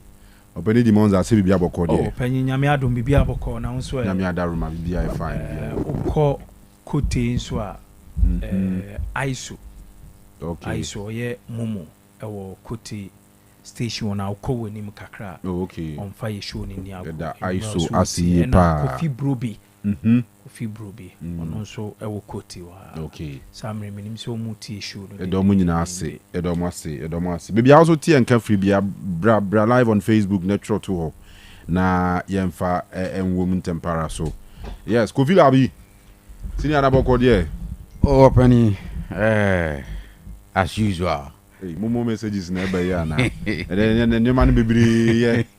Kwan ya to azuidi. As usual. Adomni ahwe eno mani bi ye eku no da so konanim. That's right. That's right. So de no dodo na ye ana ebi ye. Maka nyoma ni bi ye de. Mamenchi Sheikh Mansour. Yes, Mansour was swami. Osei Juma Swami magazine. Magazine wa Mansour is so heavy. A proud member. Sunday no yekushia o ya yenua Sports Obama ne mother free mu no yeko ne janaiza. Ewa droba when say Sheikh Mansour so you related to Sports Obama. Okay. Yes, in fact Sports Obama mame free mo na ye ne. Yes, I got to know him through Obama. The guy Obama ebe ware. So was it around 2016? 2016. Tini ye checkouts. Ahanti. Me no ye ko no ye say nipa be magazine ye nkoma ni bi. Ahanti ye ko na honna since then. Okay. Ahanti on ye created that friendship. Relationship. I mean, in fact ne mother no on any your family. Yeah. Ti ye ko shia o ho no. And also say ni new term ye ni o mani bi ye is one so can busua no bi proud member so term ni ye ni gye ho pa nti wunim me gina ona no no so gina mechi na menim ana mu so obi nya call nipa ni nya call nti onya pick call na utimi se nipa ni busa ni se na ho tesa na se ni o man tesa na mte se o ka se ni o mani bi ye di me tani ye na me say na han so time ye di me tani ye na mu say Sheikh Mansour na mu say pass say ni o mani bi ye family no sure Sheikh Mansour e ka ho no cre because Saturday na my friend say ya we busa na apuna na mami street bago vi ni pa ye kan wazem de ma no do na ye sa unsha Sheikh Mansour o minshia ne da minshia ne da ni ma no do na ye but anyway yanko anim ai chale mu sisa yi na ngi yanhwe yi ma ji bi yeah say England ye nua mu Senegal fo bo ana omo make you proud mo even though it is against you can say it's a weakened English side because Thomas Tuchel a lot of changes in his setup. Unze obaye we and the fourth game at Obo. Na 3 of the games no World Cup qualifies. He's won all of them. And any abeye a friendly game. To any lineup now why changes be even in terms of formation. Wasisan and Sano Kakra. No, bo 4-4-2. Bo 4-4-2. And me nimo govi. Probably Dean Henderson, goalkeeper no. And I mean on any day. Pickford Nebeda ahead of him. Yes. Kai Walker, Trevor Chalobah, Levi Colwell, Lewis Kelly, Bukayo Saka, Conor Gallagher, Declan Rice, Anthony Gordon, Harry Kane, and Eberechi Eze. Yes. We wanna Ostati Womo. So that mean we got her bench wa Pickford, Reece James, Ezri Konza, Morgan Gibbs White, Jordan Henderson, Jude Bellingham, Dan Ben, Ivan Toney, Trent Alexander-Arnold, Curtis Jones, Morgan Rogers, Noni Madueke, Cole Palmer and James Trafford goalkeeper no omo na bench Emma England players in the one from one as because me who changes do bia Chaloba on any day on started Louis Kelly and started and to some extent Eze what you say okay, there are 4-5 BP start. I mean, there are key members of the first 11 in this team. Okay, this exercise. Okay, and Eugene help us on Facebook. Who said the first game was on the 21st of March 2025. Now a World Cup qualifier against Albania, and if you remember, England fought share by 2-0. Now in that game about 4-2-3-1 with Pickford in the goalpost and Rhys James a ball right back, Lewis Kelly ball left back, the centre back Pene Mark Gay and then Ezri Kwanzaa. Okay, and the two midfielders in front of the back four Declan Rice on the left side of the midfield and then Jude Bellingham on the right side of the midfield. That's the two. In front of them Rashford on the left side and Jarrod Bowen on the right side with Morgan Rogers in between them and a Harry Kane LED attack. 4-2-3-1. This was the first game. Then the second game was also against I think Latvia. Okay, and against Latvia, Pickford again was in the goalpost. This time Walker Ebe boy ahead of Rhys James. And Lewis Kelly maintaining the right left back position. Centre back pair Obo that Newcastle United guy Dan Ben alongside Kwanzaa again. The first two games every Kwanzaa played as a constant figure. It was centre back. And at this time the midfield Obo Curtis Jones in place of Jude Bellingham and maintaining Declan Rice left side of the midfield, the two. And pushy Jude ball the number 10 position. Until this time, in between Rashford and Phil Foden should be Jarrod Bowen in the second game. The left side of the attack. Right side. And Rashford and so maintaining our left with Jude in between them again. Harry Kane, the constant figure. So then the last game was against Andorra. And now after the game, we criticizing players' performance. Was even though they've won, but the performance wasn't good.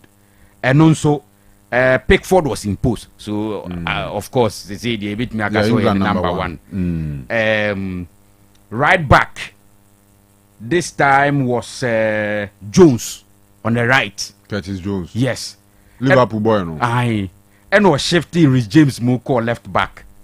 Again, o maintaining Ezri Kwanzaa alongside Ben. Ewo ho. And mfimfini no obo Jordan Henderson. Okay, so I call up name say nkomo bibiri ba ho pass obi a wakovusis for Saudi honi ade. But he played him alongside Jude Bellingham. To say Jude Ebe partner Henderson ewo midfield ho. And o maintaining or shifting Morgan Rogers right side of the attack with Noni Madueke on the left side of the attack and Obo Cole Palmer behind Harry Kane. Again, 4-2-3-1. Into the three behind Harry Kane, right Morgan Rogers, left Noni Madueke, and then Cole Palmer in between them with Harry Kane leading the attack. So ene against Senegal wako typical 4-4-2 was shifted from 4-2-3-1 and over 4-4-2. It said the OD Kama lineup now. Walker is back. Now, from all indications, Plano, say fourth game. But with the exception of Harry Kane and Pickford. And let's see, okay, today centre back no, Chaloba ni Levi Cowell nebo.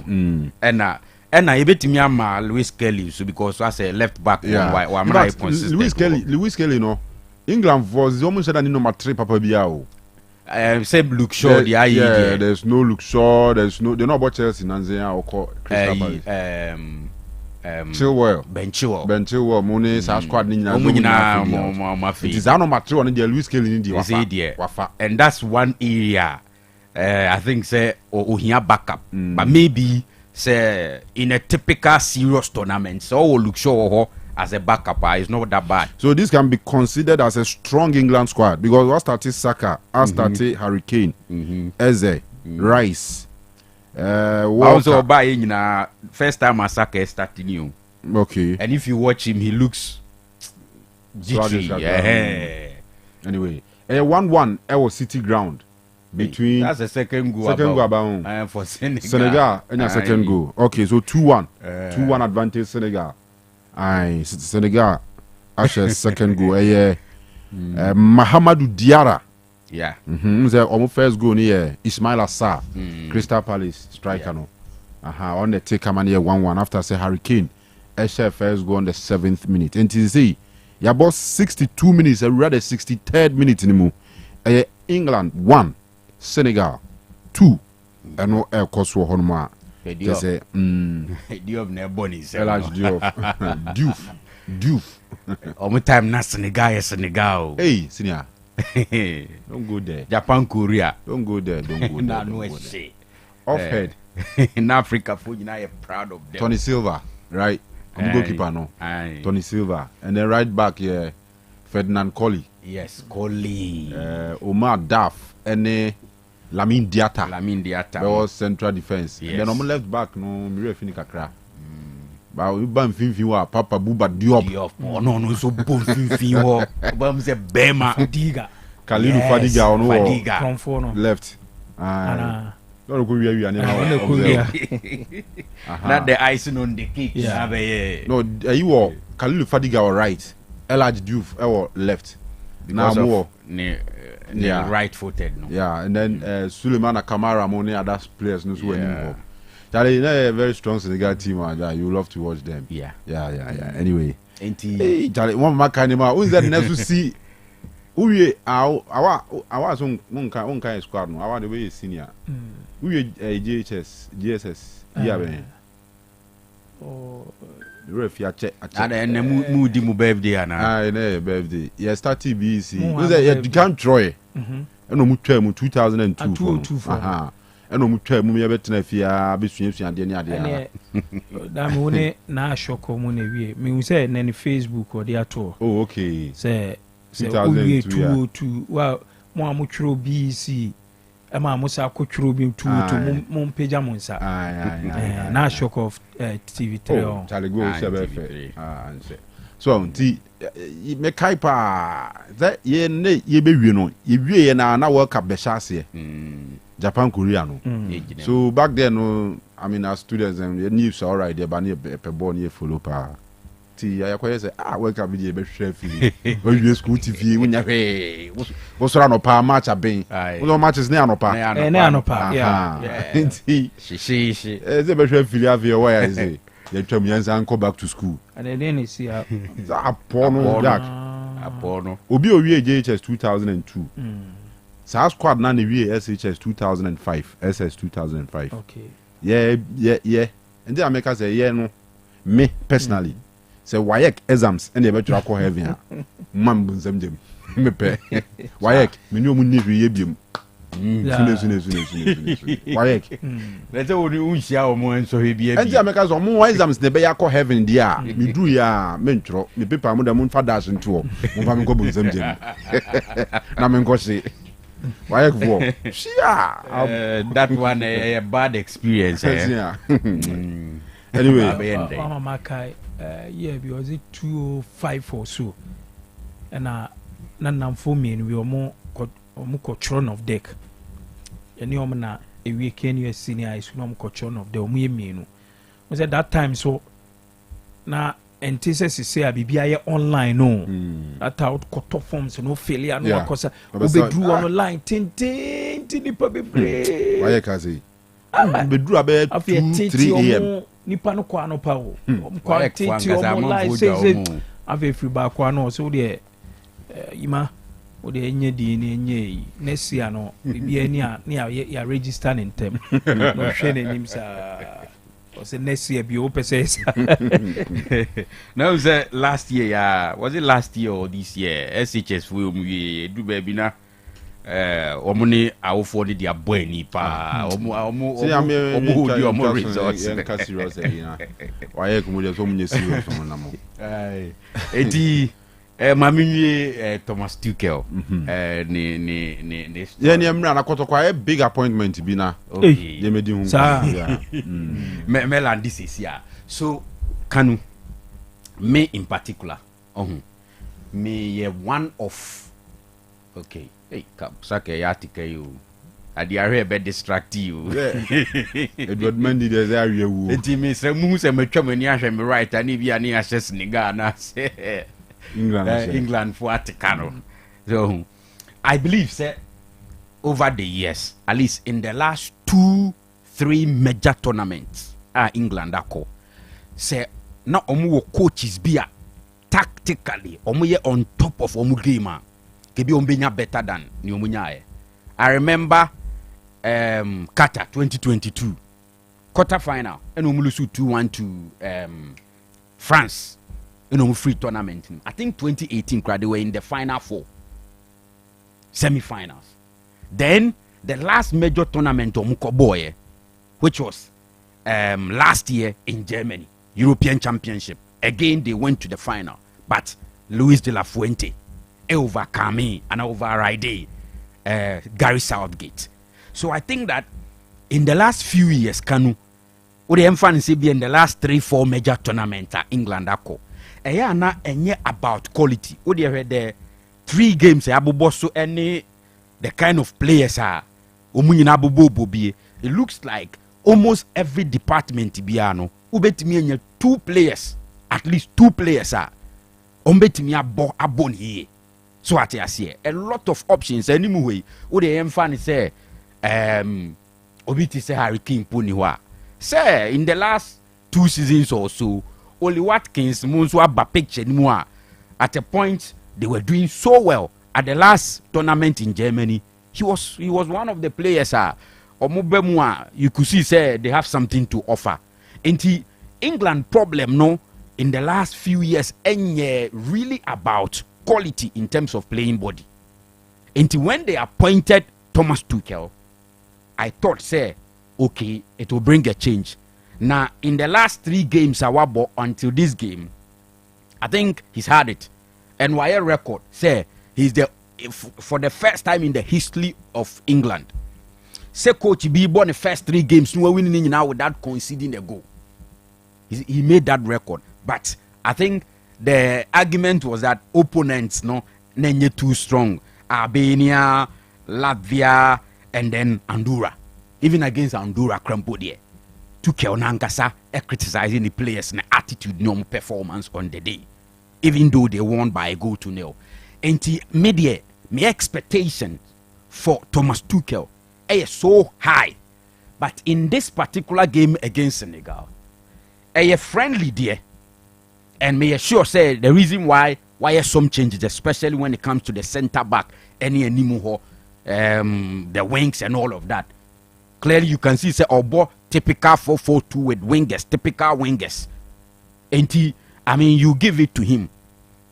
But I was thinking say Kanu Unim say in the history of England, he was good if he's able to win this game, he will be the 3rd manager. In the first 4 games in charge, we're winning now. Already he's done 3 against Albania, Latvia, and then Andorra. In all competitions are not competitive games. Because we are friendly. Okay, what the emphasis say in all competitions. Okay. In all competitions. The first 2, no, so we are Kai Goran Eriksson. Yes, Sven Goran Eriksson. 201 and 206. Also in the first 4 games in all competitions he won it.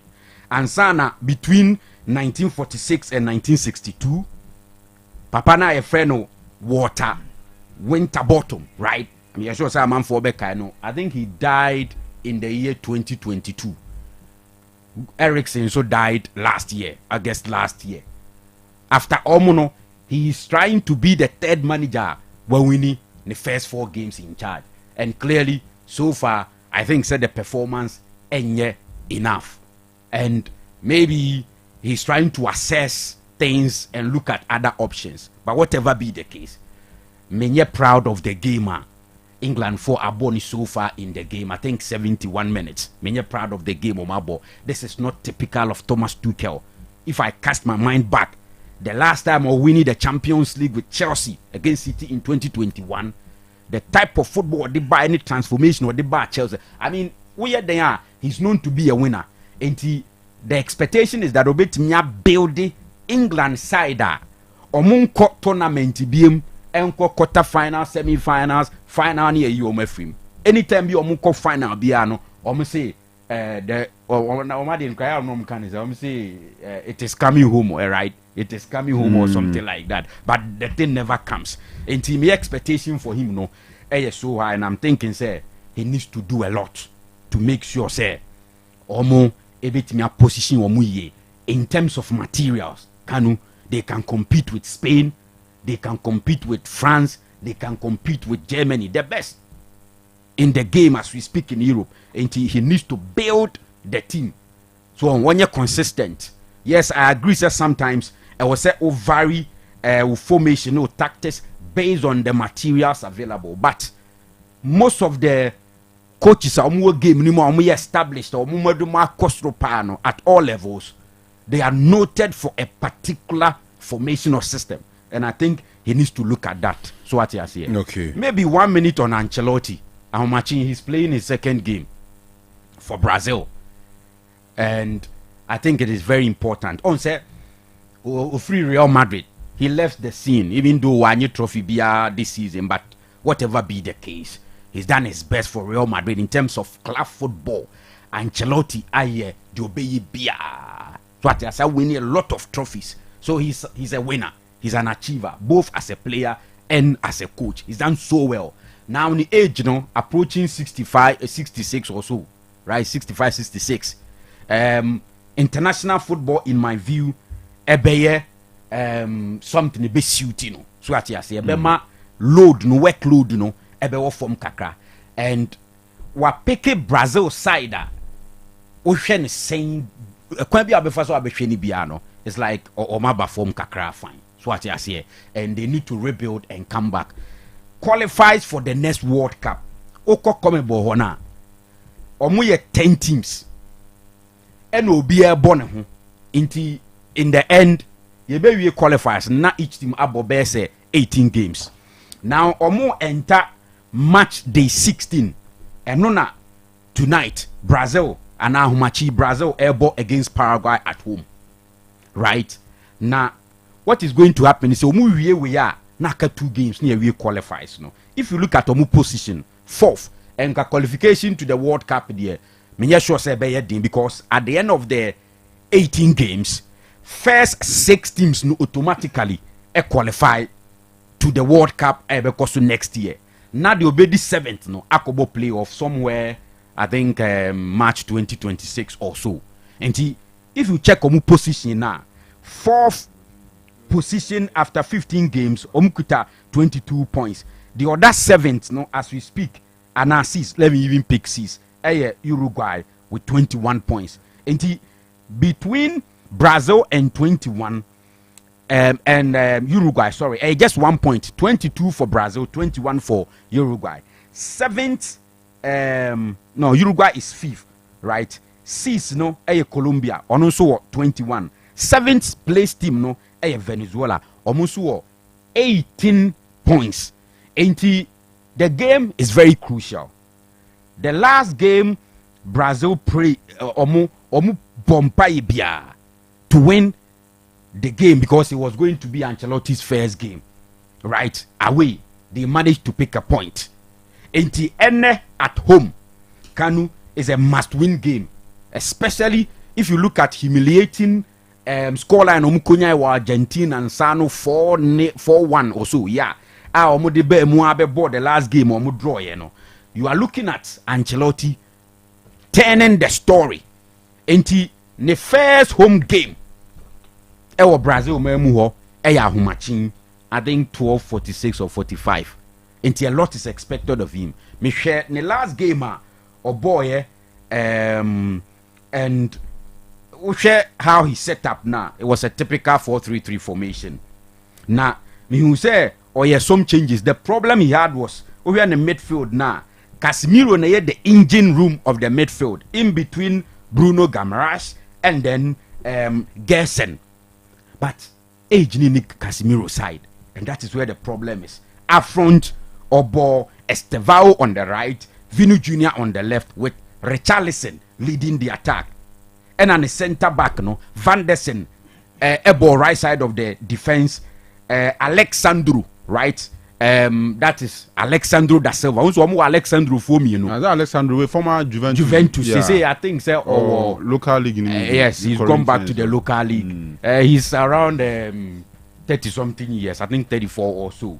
But Oyusu, and our partner Marquinhos, and Alexandru Ribeiro, the Oboli, so and they were stable. But I think, sir, now the problem is how to create more chances for Richarlison and Vinny Jr., who was expected to beat me out pretty so well from the left side of the attack and possibly cut in and get some goals. But the expectation for Ancelotti is that he has to win because in the first home game for the Brazilian national team. Say results now Kanu ebema dynamics aye a bit difficult. Don't forget, say only the 7th placed team on the league log, 22 for Brazil and then 18 for the 7th placed team, which is Venezuela. And we have game 3 more games near we qualifies. It will be sad if Brazil and Timian qualify for the World Cup. Into this game, it is a must-win game, and I'm expecting Ancelotti to make a statement. All right. That's a govi, that's a pa. Yen camera na the ones I be watching. You are Yabana, Yababa shed yo. But kwa kese, aka Abodam. Wa confirm say Nyame Aduma weekend way. Swedru All Blacks and soccer intellectuals. So coronation game no.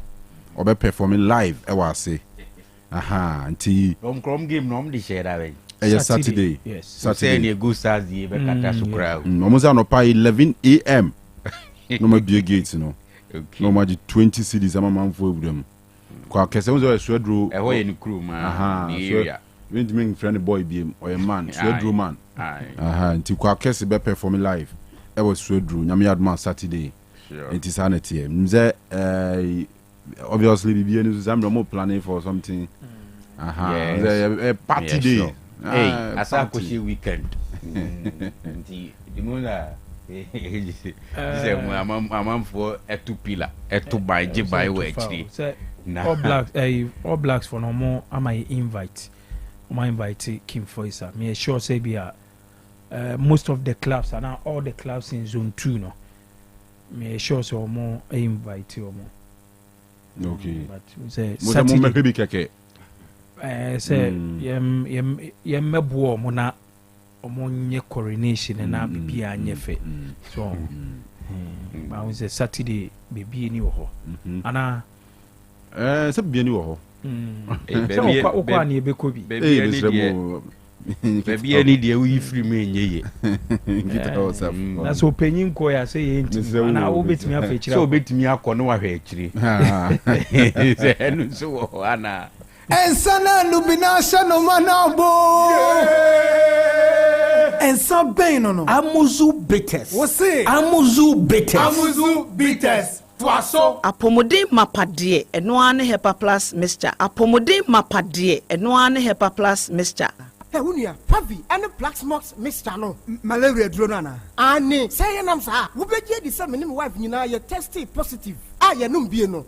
Says a cool malaria morning, you know. I'm in negative. Adia, 1 hour, Hepa plus mixer, and what do you swabba? Cynthia, I was so immune system, a strong debia. Anti Pavi, a support to immune system, no. Not plus mox, no, so, to malaria, no good. Malaria symptoms, at a say, at the paye, I fear, one more tour, and 1 minute, Achakura 4 days, not Pavi, and the plasmox mixer, 1 mono, and 2 malaria and asakura. And yes, I be a doctor. From 0542 7 778572 and 0542 807907. Magie drone di pa. Pavi Plasmox. Ena Hepa Plus nyina. Apemfo abato mo manufo. Enu kwada woni mfie du mienu kan. Our pharmacies na heba shop. FDA aje edwede nkrato yato. Hey, Opani.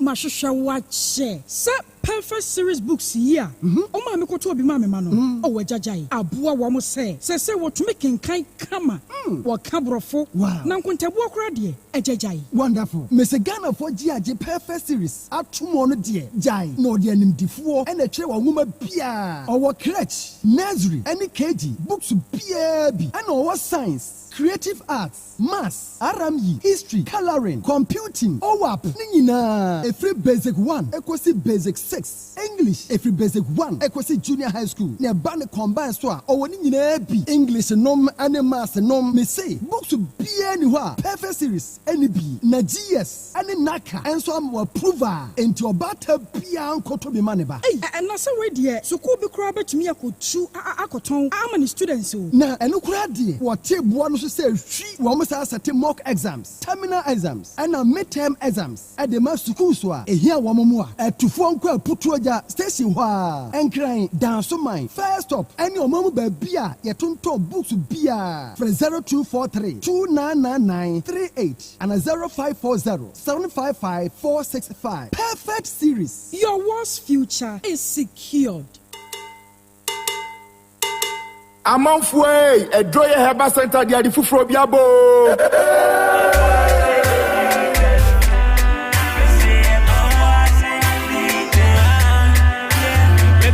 Edroye Heba Center edwumaku a odi oboasi bitters eba ye man sa amanfo ho yare emomubu atopa 5000 no a wasade oboasi gringo bitters enso ba ya amanfo etugu so no wode ensa fufuro biaba eye ginger ensa your friend oboasi 442 liquor oboasi 442 liquor eye ginger ensa yade nubra ene hama afra ena yade ayeb Bomadi anema unsanka bi wo ya bema na wonuma ubebu atopa 10,000 ema no so numa omu beti de sansu na emema so numa ubedi ache Bomadi anema unsanka oboasi bitters for ginger nibi eye oboasi 442 liquor eye ginger ensa ye di enubra ene hama afra ni aye Bomadi anema unsanka bi onumu a ebe ye ho adwuma yie wo mu a won sisi eye wo ya wo menstrual pains bema edwa nwumra wontimi ne yere enna Bomadi anema unsanka Oboasi 442 eya oboasi bitters for ginger womode aba any drinking sport bia etwe ho ahia ewo Omagana mu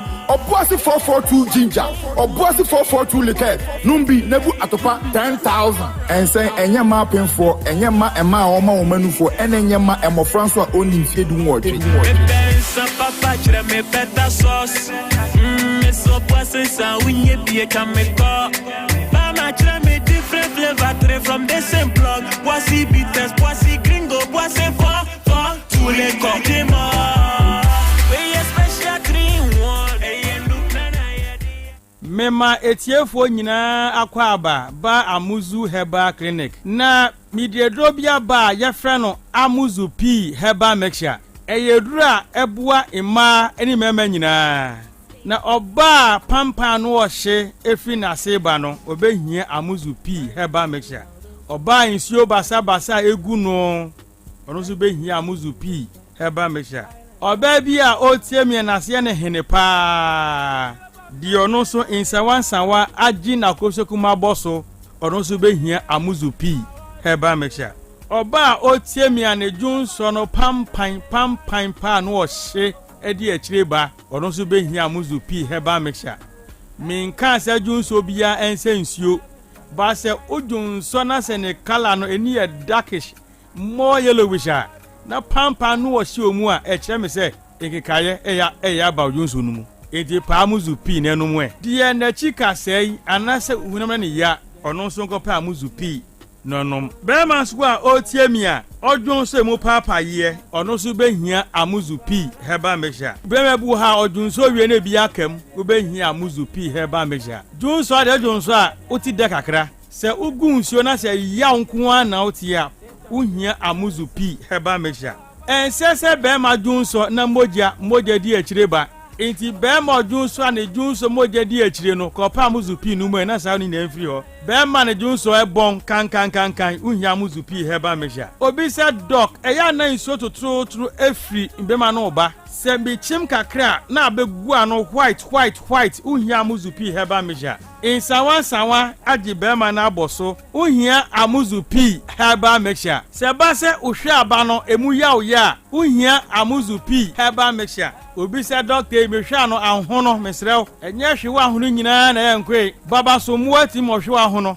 enti be man hwe ahono onko pa amuzu pi no nyina twetwe nko obi said doctor medware wi na me hu nyina ya me hene ase ahwi apia gu me so be ma wo sa ha nyina no obehia amuzu pi heba measure doctor amuzu we midunso wi a na se junso ni bi tamayase the same amuzu pi no ene ese edise adwuma no ope doduo na atudi a ewo heba shop biara mo ewo pharmacy drugstore any herbal shop biara bi wo ho se doduo pa na ope atudi a no ba yaso ye na otafun hia so amuzu junction be moro market no tafun hia so amuzu junction be moro market so kumasi a no akodani herbal misi herbal pedan ko mu 2 bi senton bi akra mu ko kan shi draglem mu bi sana na bo wache kens work repash na tinatet opa amuzu piuse mi se bi afra mi na 0247 776743 0247 776743 amuzu pi heba mixture mauji hiochalo 102.9 Otec Sports. Ensana lubinasha no manabo. Ensa bem no. Amuzu bitters. Você? Amuzu bitters. Amuzu bitters. Tuaso. Okay, yeah, tuaso. Yeah, the mo call Amuzu Herbal Clinic kono ena akwa Amuzu garlic bitters ediaba. Onim say Amuzu garlic bitters ni bi unya bi noma chese yare nketinketi a haw no nyina ebetu ase ediama obi wo ho a sori a chese ne honam nyina eye ne ya utimi se ni moja no ejuma e wo se ye ne entimi enye ni yempacho koje Amuzu garlic bitters ni bi enom onuma ebeboa ama moja no aye ejuma kama obi won so edu anajo a okokete so anase okompa so ontimi enna obun se obemiamia ne phone so sa be 3 to 4 hours na ontimi enna ye make sure so obenya Amuzu garlic bitters ni bi eno ena unya na chese onuma okokete so anase okompaso ano na wada kama Amuzu garlic bitters no esa boa improve o vision obi wo ho a ofa book na se already a onhu nioma ni ye chese ontimi enkenkan ni ye nti koje Amuzu garlic bitters ni bi nenom onuma ebeboa na afi improve o vision e dia maw se unimo bia ase ohu signs of stroke ana so obu a stroke aka na hyedema me pa cho koje Amuzu garlic bitters ni bi enom eba odwonso mu nso a oti ya o chese enflow ye obu ho a obegina obechima sana kakra bi aba pa cho Amuzu garlic bitters no eno na me kamfo ediama chese onuma eboa ema o body no ejina ne na so dwumadie bi e wo se edi bia no etimi edi kama pa cho edro no eye papa nti FDA for agiatum oko herbal shop anase pharmacy shop bia obenya Amuzu garlic bitters ni biato Fred Doc ewo 0247 776743 0247 776743 no eye Amuzu garlic bitters opeduane papa dia kroma de eye baby ba kope eno ane Olu's kitchen de omunuane ne ede udia esa boa ema nutrition papa esa ye healthy enti se uye program anase uye event bia na se unya eduane a eye Olu's kitchen ena me kamfo edia maw omuye plain rice jollof rice bankune tilapia catfish ewo ho sanso ena noodles the amount for friend indomie no yinyina upebie dia eye Olu's kitchen ena oduwoni ekire eba na se uye wedding engagement birthday party ena uye se bia uye naming ceremony anase eye na se upeduane e dia serve wa ahoho mbeba program na se dia me pacho eye Olu's kitchen ena me kamfo e dia maw se bia uwe adwumam ope lunch anase bia nwumre upeduane dia obetimi a contact Olu's kitchen be bia wo bia no ɔmo ɛbɛyɛ delivery ɛde amount for special event any corporate lunch there mepacho me kamfo Olu's Kitchen ɛde ama ɔmo ɛna ɔmo nuane no ɛde pa ɔmo yɛ delivery no in small and large quantities open bia baako mienu miensa nyina ɔmo ɛbɛyɛ na afi ɔmo delivery kama ɛde ama empo se program na wo yɛ ɛna nuane no open in thousands kra Olu's Kitchen ebetimi ayɛ bi ɛde abrow na nso odi aserve wa hoho no o hwɛ Olu's Kitchen a obehu ɔmo ɛwɔ Aswase ɔmo bɛn SDA asɔre dan no from ɛwɔ 0244 701675 0244 701675 and I say 0595 999227 0595 999227 Eban eduane a ɛde pan dia ɛyɛ Olu's Kitchen ɛna me kamfo ɛde ama Vema Plus Limited omo ɛna akɔfa Prostavite capsules ɛde aba na Prostavite capsules no ɛno ɛboa sebi odwonso na oti yaw obu hɔ a edu anadwo a wada no obetimi adwonso bebree bepacho kɔpɛ Prostavite capsules ni bi ɛnom na afi entu saa how no ase emfa emmaw obu hɔ nso a ne de no kyese ne bema no edu se ɛwɔ se eye adwuma entimi emmo adwuma yie kyese se ne bema no original so a na ɔte yaw ewu mpacho odie no ɛyɛ Prostavite capsules no ɛna me kamfo ɛde amaw na X Drive capsules ne de bema ɛbɛboa ama wogina wo na so se bia ontimi enye adwuma ɛwɔ mpam waware edura na do ɛwɔ sa obo adwuma kama ɛde giwudin ɛde giw 3 points no obon se na wayɛ mmerɛ ɛba no premature ejaculation low sperm count anase waist space obu ani sisi obon se ni sisi ɛyɛ ne ya ontimi enye adwuma ni ye ɛyɛ X Drive capsules ɛna me kamfo ɛde amaw little capsules ne de se bia wo bad breath obi wɔ hɔ a se bi wukɔgyina ne nkyɛn na ɔkasa kora wutimi sampa pampan na ɛba no ɛnyɛ ntimpacho odie no ɛyɛ little capsules ɛno ɛna ɛwɔ se onom obu nso a ne de ne kakra bia no onya sore throat obu nso ontimi enidi odidi a obrɛ pa obu nso a se bi ontimi ennum nsuo nyina se abrebia no na ne minim aye kro kɔgye little capsules ni bi ennom sanso ɛna little capsules no ɛyɛ immune booster onoma ɛboa ɛma nkwamwa no ɛyɛ den dinat capsules ne de ɛyɛ ma yenuanom ma obu ɔkɔn fikyira a obon sɛ ɔte yaw ɔbɛ kama obu an yaw no sɛ obɛn na anase wugina ne nkyɛn kra utim sɛ na ne ho kra ɛyɛ ɔmmɔbɔ enti for menstrual pains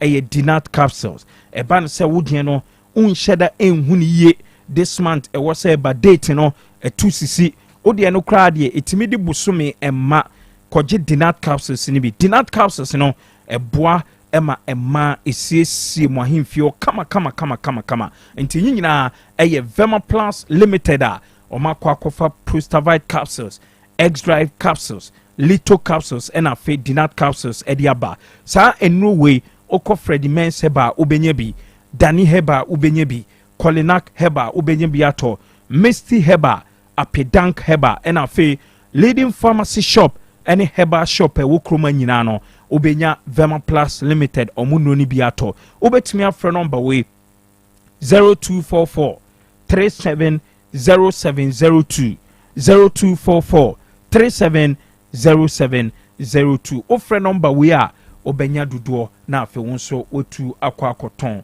the Marvels event ɛsi enkanche sɛ kroma de oba be ye program a mepakyɛw ɛyɛ the Marvels event ɛhɔ ɛna ɛwɔ sɛ wokɔ ɛba no wedding decoration funeral decoration birthday decoration program bia wo be bia no opɛ ɔmo a ɔmbetimi aba be decorate hɔ esiesie hɔ kama ama obi ehu sampa program yi de sɛbi ɛnyɛ nkwala program a ɛyɛ the Marvels event ɛhɔ ɛna odi woni ɛkyerɛ sɛ wedding ukohu ɔmo a kyerɛ sɛ ɔmo ɛna bɛba bɛhwɛ o settings no na ɔmo ahu sɛne ɔmbe decoration no ɔmo atimi hwɛ ɔmbe kasa dabi ɛyɛ wedding dia ɛne ɛwɔ sɛ yɛ use colors we ɛwɔ sɛ yɛ use materials we na yɛ de decoration no sɛ yɛ funeral decoration so a ɔmo abɛba hɔ na afei ɔmo aba bɛhwɛ o settings no na ɔmo ayɛ decoration ne kamakama ɛde ama wo sɛ ɛyɛ birthday anaasɛ program bi a wobɛyɛ biara no mepaakyɛ kohu the Marvels event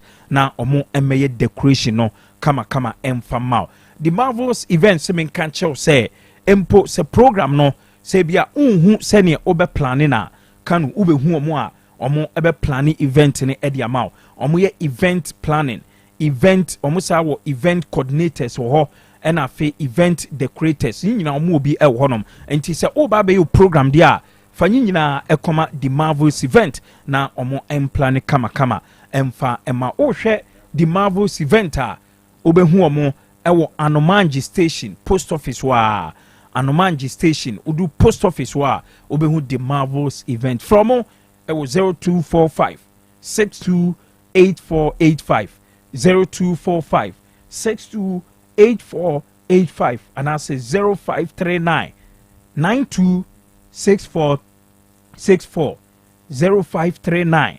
926464. Okay, young Queen, give na baby or City Grounds. Senegal, try England 3-1. We proper you humbling. See, you know, venue honem so musia kind of watch a pow. See England ball honor say 84 years new. Say na, say Akubua Kemu. Anyway, the guy for not so many ages. England phone so I won't come. Yes, say President Mahama Bani DSTV or Jubilee House. Sir, DSTV channels with Jubilee House on Bani. Now, our plan is to extended to all government offices across the country. So, I say, I'm for Bibi office, almost DSTV, my Bani Tiakao. Yeah, Bosum is one Tiano. Now, by Tiano, almost any free. And moreover, productivity in this animal, the man for you concentrated on TV near the idea. The Juma you cry, no, I forget to cry. Channel Bana Betwas, so it may be maybe in the IFO for channel. Aha, okay. The urban is here, what Bani DSTV, Jubilee House. No plans are extended to all government offices across the country. All right, Gubi. Especially during official hours, dear. My TV. That bizarre the kind of the banning TV. Okay, anyway. TV now banning they are fine. But we was the DSTV, no. Okay. Because it comes with cost. Omon share Ghana there now. Local ones now. Local ones now Illuminati for ne. You for Najafa send them and send over Jafa. And you local ones no.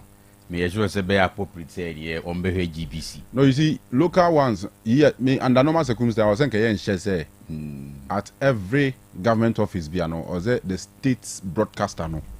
The channel they also work. Ha ba ha no ni sam rane san mane enforce san mane ti obi akwa already ope. But one thing I me share say communications minister be hwe na nka we tuma eliminate. TV stations are omuyi ni ma bia enya appropriate. Because a lot of yen ketwanum epun school bar parents nim pese o mekwa kudi diagraph to park kro medi so agro nya ye twitwa dia ye ne mabasa bibia na obobo first no ye the astro tefa ye ndi so kutua no abo ndi zo obi amobolo o mo nkra ne mobolo Sunday unkotu so ma block lorry kwan boss ball maybe any ho because wo so metua 300 400 cedis for 2 hours e wa astro tef no so omuntimi okofa ne he. But first, now go school and football park and so on. Be now so much more boah. Coast team no more yet training now we yet training. Say the astro tef at Google suntino. This is who could tian what to me use. Into a limiting quadano or more chances of playing ground. To buy us all turn them now TV. TV you did to her sending them and send we flew the choir Illuminati. Hey. Anyway, go be anyway. All right. Abani see the ene was say a bomodi na yidi guso. Aha, nkomu bi wo ha uwi anu adidi aguso. Na abedidi aguso nso ayi se odidi ye. Enti yen nyina de ani chirem ewo It's My Kitchen restaurant. It's My Kitchen restaurant. Ewo Baba Stadium. Ebe traffic light na. Yes, eho na It's My Kitchen restaurant ewo. Na the woman say Omuye winner of Otun Force Excellence Awards 2010, 2011, 2012, and 2023. It's my kitchen. Omu jumedi mu daho. Na omu bibia eye kama. Eban local dishes, Chinese dishes, and a continental dishes out na. Uni baby ako eya for any chim it's my kitchen. Ombe serve boko amwe di kama na huato. Ebi so na open natural fruit juice. And now they are foul minimum meka ba. Omu ni nyina bi ho. Say pineapple, ginger, and I say mango, mixed fruits, tangerine, and orange. Ni nyina no. It's my kitchen. Ebe serve kama amwenye bianom ebe bua pa. Na mene o ka say promotion e da su ginem. The woman say every Monday ubo rem it's my kitchen restaurant. The ebe ni say oto eye point and kill catfish bakwa. Ni yesa de bakwa ka ho free. Ne wom say ye de ka ho sa no ye ma options. Unya to a the ebe ni say fried rice, jollof rice, banku, fried yam, any normal who do a kika hono. One kasa be make you choice. Ne dia pay catfish no so the amount. No I enjoy any fe. Any a Monday to nye rem wo hon mo a eno ye package wo hon for Mondays. Afi every Wednesday, you say a pizza Wednesday, and also buy one get one free. And to talk one pizza near the bako up pay so the amount. A pizza Wednesday. Samsung every Thursday a banku tilapia Thursday and so simple the obeane say obeto banku bako any tilapia near side banku bako ni tilapia bako pay also and buy one get one free. Mondays a catfish and afi Wednesdays a pizza and Thursdays a banku and tilapia ni no but more say obeko it's my kitchen restaurant e ban cocktails nso the ye local ones and international ones di nyina no omudi makotene o pe smoothies e bi wo ho sanso na it's my kitchen say omo man say no ma we nyina na yen sanso nkai o say omo e wo floor a chese o masiesie mu kama for all occasions and every program ti program bi a we bia no okwa utua kakra bi no om the floor na maw na chese o di ayi program ne fe enti it's my kitchen there omu dwumadi emu da homedi ka se Babera Stadium mo be traffic light no na utimi order no ma deliver ne simple e di amount wabra unya problem bia number no e 0265 707070 0265 707070 ana 0248 865 046 eya one it's my kitchen restaurant and twetwen komo ye didi awie na wo se ehwe ya pomdin so de ehu hia pa enuomiensa na aka bomu a ye fere no the fearsome 3 yes Hepa plus pavi ena plasmos okabum na chese wanom na aboa kama na mema no kra de unya de eye kwadu bi to so a emo ahode sronko mu atenka sronko wo mpema bibia ekoyie the fearsome 3 eno no se oyoba na o experience menstrual disorder beboa wo afi obi a stroke how diabetes hypertension obi so won ma waye kese abroso wadu eye Hepa plus pavi ena plasmos ni nyina bi beboa wo afi obi ohonum a onhye da hu ade ha no nenso ne hunam ne intensity so ohu se na pomdin ekoyie ni nyina no enumiensa okabom na no bi beboa emma chese immune system no egina ne nan so enti enui ewo eye chese pharmacy shop ahodo mu a wonya bia ebeboa for general well-being ema oni pedua no ekoyie pa Hepa plus pavi ena plasmos enya na ewo pharmacy shop ahodo mu a chese ubo urema no agye de o pedodo nso a eya afre 0542778572 ena 0542807907 0591367898 ofra wa o pedodo onsabe kabi eye Hepa plus pavi ena plasmos the fearsome 3 ena beboa GKB Construction and Logistics NE. Na GKB Constructions and Logistics SA. Say ehu hia. So be kwa kope eye enua for concrete any floor labs no there be. Ni nyina no omo ebedi mu akotena ye ni nyina kama de amount. Afi eban frameworks awdo no nso a omo eye ni nyina bi edi mu akotena. Eno ye GKB Construction. O contact omo mo beboa. Afei eba no roofing hu sensem nso a ɛyɛ afa ne nyina akɔdan omo ton roofing sheet ahodo long span and a face self lock IBR with free estimate wood fabrication for roofing ne nyina no GKB roofing ɛwɔ hɔ a ɛbɛ serve o kama afei yɛ wɔ GKB properties deɛ tie ne sɛ yɛ ton sase a yɛsiesie ɛho ama yabɔ ho ban a problem bi ani hɔ afei wo nso wɔ asase na wopɛ sɛ oton a ɛno ane sɛ wɔde bɛba bɛhyɛ nsa yɛbɛhwɛ aton kama ama kyɛ sɛ biribi akɔyi di ama wo sanso na ɛyɛ efi ahodo a yɛsie wi a yɛsiesie mu fɛfɛɛfɛ ne nyina bi wɔ hɔ a yɛtɔn wo nso asiw fie wasiesie mu ana wasiw fie unya nsiesie mu wopɛ sɛ wotɔn o contact GKB properties a ɔmbɛhwɛ na kyɛ sɛ ɔma di nyina ho dwuma de ama nto ɔmo wɔ bi a ɔmo tɔn ɛna wo nso wɔ bi a wotɔn a wode brɛ ɔmo a ɔmbɛgyina ho atɔn de ama wa problem bia ɛmma afei sɛ wopɛ ɔmo akyira kwan a deɛ ɔbɛyɛ ne sɛ ɔbɛkɔ Santasia Pre ɛhɔ na wobɛhu GKB Construction and Logistics ɔmo office ahomatorofoɔ no nso ɛyɛ simple ɛyɛ afrɛ 0201 366 600 ana 0246 248 275 GKB Construction and Logistics Abapa Shopping Mall ewaha Ghana's biggest online shopping mall.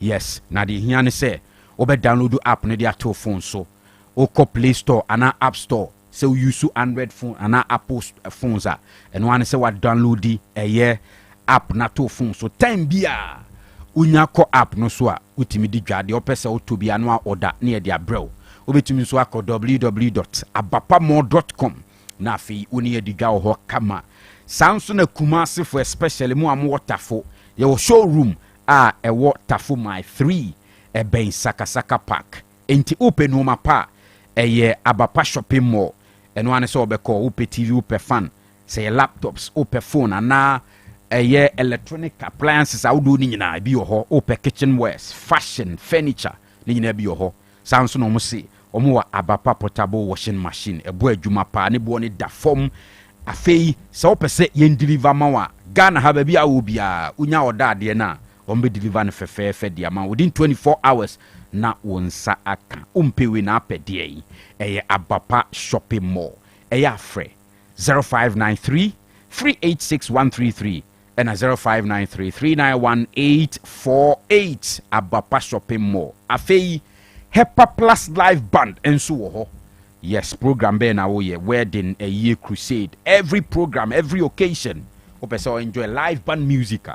The place to be Hepa Plus live band. From Sisia 0593 386 133 na woni omo entwetwe enkomo. Eja edu bitters. Yes, utestia ubehu se pure herbs. Pure herbs.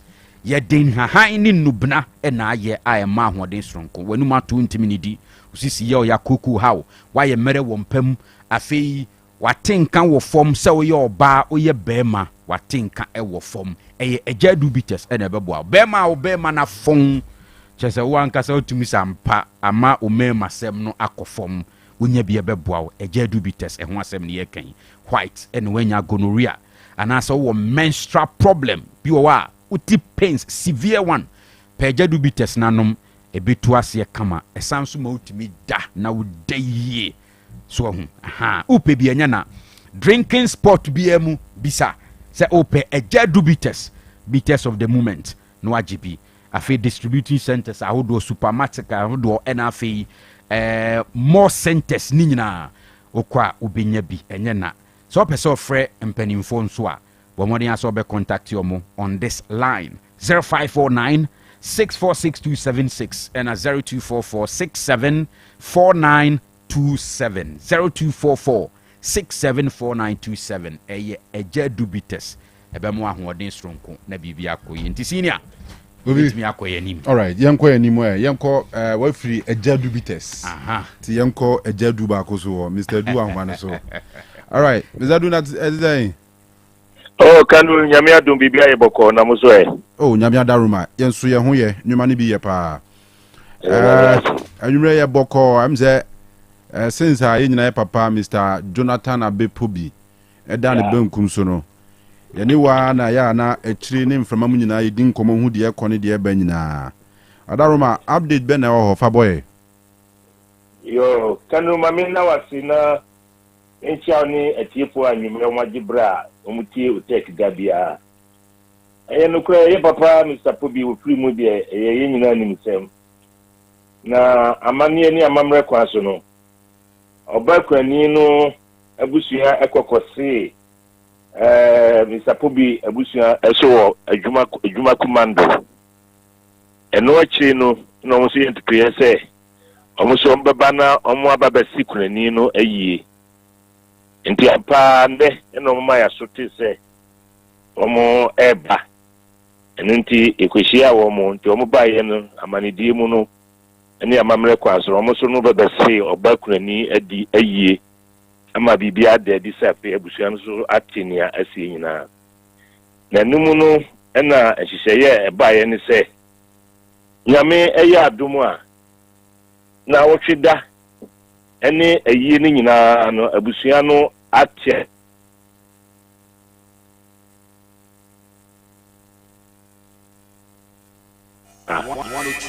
no edanchen a omo saja bibia de ama ne ma no enye se bia omo awro ayie ne de ama no ne mom ene no Kanu so behwe a de ma na ye ayie se nyame ye wado na se wo ma ye di wom na ayie ayie nti ema no so no agitum na nia yeso no wo ka kire mo se omo ne ema na ya adwene no nkire se bia enkwada no ne be control ayie na bibisa na bibia na yeso ye begi brene ne abusua no aya adwene baako na afi ayie no atimi akoso eno nti no na ye awreho sem nanso na sa akokoye anigisem se abusua no nyina akọ benkrum nti nhihye ya ye no bi ni se nyame eyi adom ne se ewiase ana se Ghana ya busumi nsia ye wo mu ede to so aduonu nsia ye bedini na otweda no ewo Mr. Pobi fie ho a na nyame ya adom a ye bedi na otweda no so a eno ne be se hia ne ye apedate a ye be kwa na chikura nti ne se wo check ya ne je se ya wada ebei ni na otwimienu 26 June 2025 ene be di na otweda no eno danche a abusua no so ma etiase se enam se ofri abusua kafie mu ntino omo so na ye hyehyeye se emu dia ye de beko duma commando na yakokosie no na yababa trase nti se ne hyehyeye sitie no eye no so duru hon ma ye de beko meteza so dem ewo Bantuma Ebeneza ni akokoye ufoso ni bibia mana no papa no ni nyame ya aduma yetimi akokra no ni nipa be ba kwa na mi ni be tanaka no so akoka abusua na ewo aduma command ho na omo atimi akokosie no ansa no maba be kan yansa na ye nyina ya sa so aye ayie no ewo ha nti na nhihye ya enne yehia ye no nia ekosie no na de wo mun se nyame ya aduma na se Mr. Pobi Muhammadaroma especially Otec de edika no ebeda ma se dane de nyina muso mutimi afre bisa ne eko nti hye no so nyame ya aduma ochina ne na de kye ne ma no omo bae no mkototo wo mo ne mayi ewo enkran nti kina no ombesa ba na nkrata sem meka posters any invitation cards na yedi betimi ama obi aso ache no ye betra se ya ye sa hyehyeye no nti ye wi a red dose wo Ghana mam ha se ni especially Kumasi ha de ye be ma obi a invite no na ohunu se 26 June no ye no ana na otweda no baso ewo Kumasi ha nti no Kanu se wo fote na bisa na hyehyeye a enne ye kokohia ye no yetimi aye amano akwakosie eno no okay nyame ya na emre no eso se ye bibia bia ibitu anamona mesana meka no radio phone nyina na de se ye kwabia ye befa ama ewiase nyina aso ati se nsempa people like this ono so na ye no ane ne na otida no baso Nania Ewono. Okay. All right. Anyway, yen say umre pie beda sipa na afi. Yatwa edwumadi so. I mean kan Mr. Du. Nka so. Tabati is a matter. Okay, so and offer Mr. Pubi ehu. Aha, sempa Mr. Jonathan Abe Pubi. Fane hunti William say That's Sunny Diara. I say, oh, shut up, complete. Yeah, adwini wo yetrim. Na asama okan kura mfa so be ne wo so. Ni nyansa so. Wo di asama wo kan. Te say nyansa bi anim. Ama ya di $4 million afa aeroplane ko Brazil. Omo pani no akọ mu 400. Abete no coefficient no. Ano na yema o maba so no. Na omo nim say Ghana Football Association omo kura ne ha ban. I say, oh, shut up, complete. The Minyadika or Omunkai was as you say, oh, say Bible, my womb, say, a soft fool near you high. Yet, Tiremu, Tim Samontie, Namuba, no, Katam say, Mr. Poppy from Satiano Bonsum, no factor me Takramasua. Makato Samekan was as soon as I went to you. What to a baby or babia, no munina yabaku, no ma condo, no ma connival. Why should you spend more than $120 million on Black Stars alone? 10 years. Nasa Uncle we had one abetu so omunhwe football so people like this me wala badi trotrobi and we are trotro near church people like this we munhwe football so sorry for say you know so say betumi abani sa fe dey be friends we lead matches 10 matches ah e betia o kai referee ya mistake ya pamo wa wo mbebium your students will play BIS sports national service will be trained referees. Will be we are born in a Pamoa, and one is a woman. I'm going to Papa Baby. Referees. Yeah. What do you almost say? I've been a mobile flow. Normally, I'm going to say, no more chance, no more panel, no more master, no more. Nagana for more trustworthy. Send them to the Bubega Omina. And it's a tough FIFA. Say, I don't want anyone.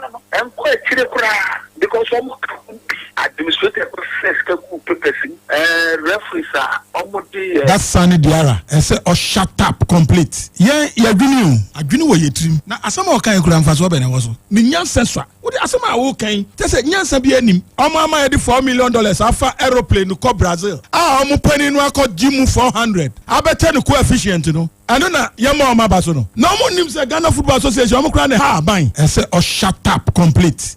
And sana lubinasha no manabo. And some pain no. Amuzu bitters. What's it? Amuzu bitters. Amuzu bitters. Twaso. Right. Enti nyame adomwa. On the 26th of this month, I will report. Hona Mr. Pubi residence no. Nyame adoma 26. Ya wada eba na otwemienu. Na otweda no eba so. Mr. Bushanfono tiasifo pa well they apply a lot of common sense say Mr. Pubi ne bra nyina oboni nyina wekumase ha aha nti make economic sense say ye de ne koni krum what you say because what dom o mepese o meba na yi aha nti koni krum adwuma commando ho na anhwe na ne kono akoye nse aha and the family wa hanti I mean, it makes sense. Nti nyame adoma 26 ne je na otwe da ebeko.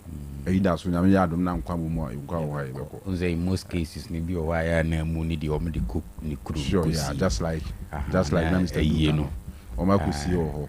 Na ya be ye no be bia amanfo nim no be bi otena ball ne bra. Yeah. All right. Yam kwa anyway, but ye carry for say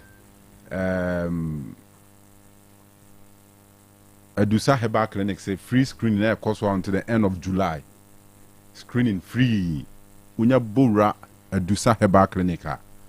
Obe doso free. Senye yare bi na ade kwa akosa ho yare na akwa akopa eduru bi atoni ade a. Unya duru na o say oh me ba be ye screening and am ba be check up. And no many free at the amount. Say them count here. Enti Adusa Herbal Clinic Macro Goil filling station wa ana dusa ewo udu ho no maame adusa ne papa dusa o mehwe kama free maame adusa se Otec FM ho donti or running free screening out till the end of July about take advantage in ekoko duso body no aha you have no idea we are vitals ne da so check bibia kama screen you now bibia e fine de enye fine no o ma san boa wo ho na why fine enti macro go filling station ho na no e na be hu adusa heba clinic na oni omodi nkomo omo nuro bebre e wo herbal shops ne ade amanfo to amanfo di ho dance da adusa adusa herbal mixture adusa cool capsules adusa nuro bebre onu ani nuro no de sayare e wo ne clinic ho nti udru ho no mo a bibia be fine ti me anchia adusa maame adusa wo maame adusa no newscaster aha okay hey maame adusa veteran newscaster Angel FM oboma na mze nyame friend wo eduyem na odekọ eduyem ti se no nsi abo no ojaika enti na ma ne voice no o de ba radio no so abekasa na chese edem trudo. All right, Kotoko, am I another good content with an interview on my air with Emmanuel Entry? But Kotoko confirmed the appointment of Hamza Obeng Mohammed. Hamza Obeng Mohammed as Kotoko assistant coach and also a youth team coach. What do I say? To know a assistant coach to the senior team. I know, yeah, Kotoko youth, young porcupines. I know, young porcupines. So many about third division league, no man to be unqualified. And he, one about head coach or no assistant coach or senior team. No, yeah, I mean, we issues with some of these appointments. You know, say, oh yeah, that concentration. You know, Jali, and I been Desmond Affair, the Black Stars assistant kum under 20 head coach. I mean, concentration ne. Under 20 ankasa adwuma no enye adwuma ketwa na Black Stars enye adwuma ketwa yemfa okwabrane nkɔhye ha saa se we kura wo hia o musi youth team onti youth team ne kire se youth team no mo under 17 under 20 a ni nyina beka ho say youth team there ni nyina beka ho and betumi so akire it can also mean say one of the youth teams okay because and for now, Kotoko is more youth team back home. Third division. All right. So Hamza also a very hardworking. Who's there? But we there Wadarumo or ye first assistant. Senior team and second assistant because he himself Papa Bakuno so Prince Yawusu. Ono so.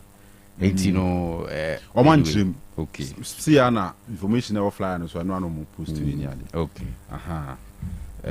See Hamza ba was a Hamza so na some obodu assistant e wo hard to vote the season now has J League, you know, twice the following season sa GFA Cup now on and has assistant coach so mu nyina free media man e buy omo free media man e buy and he has for fire some obodu no e be calm no yeah and onya appointment e wo Vision wabra no mo division 1 as head coach and he ono so na bo ama Vision a qualify by premier Vision by no mkofa na UK ni no kabrofu ni onim game no musu kire mu ye pa kama pa na Hamza be an assistant and I mean very hyper but Vision ho na no areho semba akoso esi wo ho wo mo abrante aye freno Habib Ganiu wa film ya ene now or you're part of team now or body qualified by Premier no Vision FC the Premier no crowd or boka crania there Vision first season here I'm first season captain on by so film yeah me nim the but oman chire say we have Vision for statement we are greatly saddened to announce the passing of our player Habib Ganiu.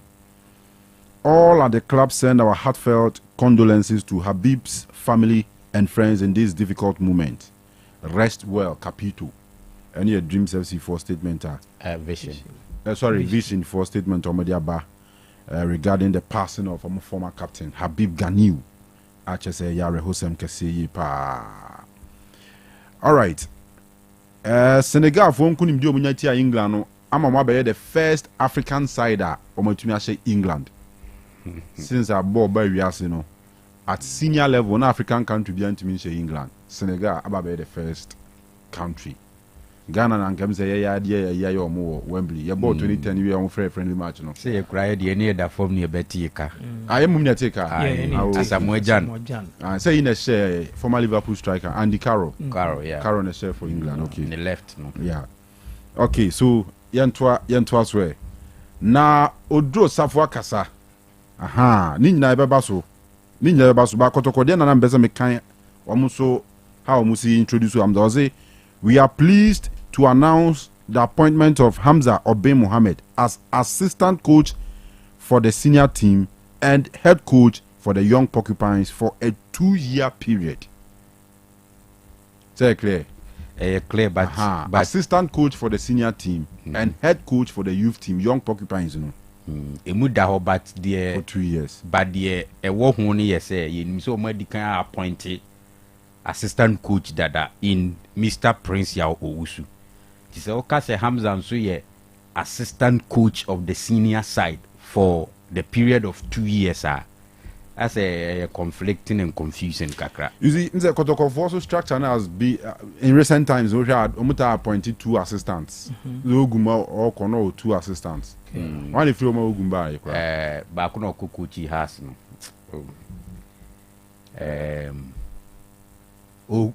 Is it Oklu? David Oklu? No, Oklu no assistant to Ogum. So Ogum 2 assistants. Coach. Meka too. Say Zebu. Zebu na kwama Ogum bae. I think Zebu had 1 assistant, but Ogum 1 and Ogum 2 nyina no 2 assistants. But Ogum 1 o eduafo. Any Oklu. Yeah. Nti okobae no wan fa eduafo ama biem ko no engage I think in Bofu akwa no di Oklu e bae no be fa ya enua coach Moro. Coach Moro. Okay. Be kan assistant no ho. And no boy adwuma no. In terms of ya structure of Kotoko in recent times more appointed 2 assistants. It can happen say Prince ya wo su be wo ho. Na Hamza be kan no ho. No maboa Zito. Okay. No me dia call next season. And Zito are be to us. Oh, is that from all the cases? For now there. Na but Malik Jaber den ya technical advisor and Karim Zito the technical director. On Malik Jaber na Mukraze. Technical advisor or technical what the technical director is the same. I agree with him. Yes, manager Jumano. To some extent on so Jumano by I mean you can understand. But because beyond that no. Say who Zito as technical director. Na Malik Jaber or as technical advisor. Ball in Tiama in you ade. Friend ye boni din Rosa. Uzishana by o trade and friend Mr. Malik. Nana coach Bashiru for the break. No, say some of you. Say you say decide this year about football ma me mates ne be ministers, be MPs. You dare not to talk to them the way you are talking to me. Coach Bash. So, but maybe they have no technical director, technical as by Sami who is a duplicate of rules. Yeah, indeed. I don't know about running parallel coaching administration. But so far, the coach Karim Zito justify so on to us one last match, in the league, No, I think FA Cup no so be matapa final no. Yeah, FA Cup final be matapa because Spurs class is omuji. So still I'm fire and nti I was also to be GFA Cup and he has to and Nyamia na dom against and no, we are in a season whereby finals and favorites. It's a many whom to be honest. Oh yeah, especially when the there's a precedence on Kotoko Nania FC. The last time Kotoko see a first division club in the final. Be extra careful. Even metie Coach Karim Zito or can about the importance of this game.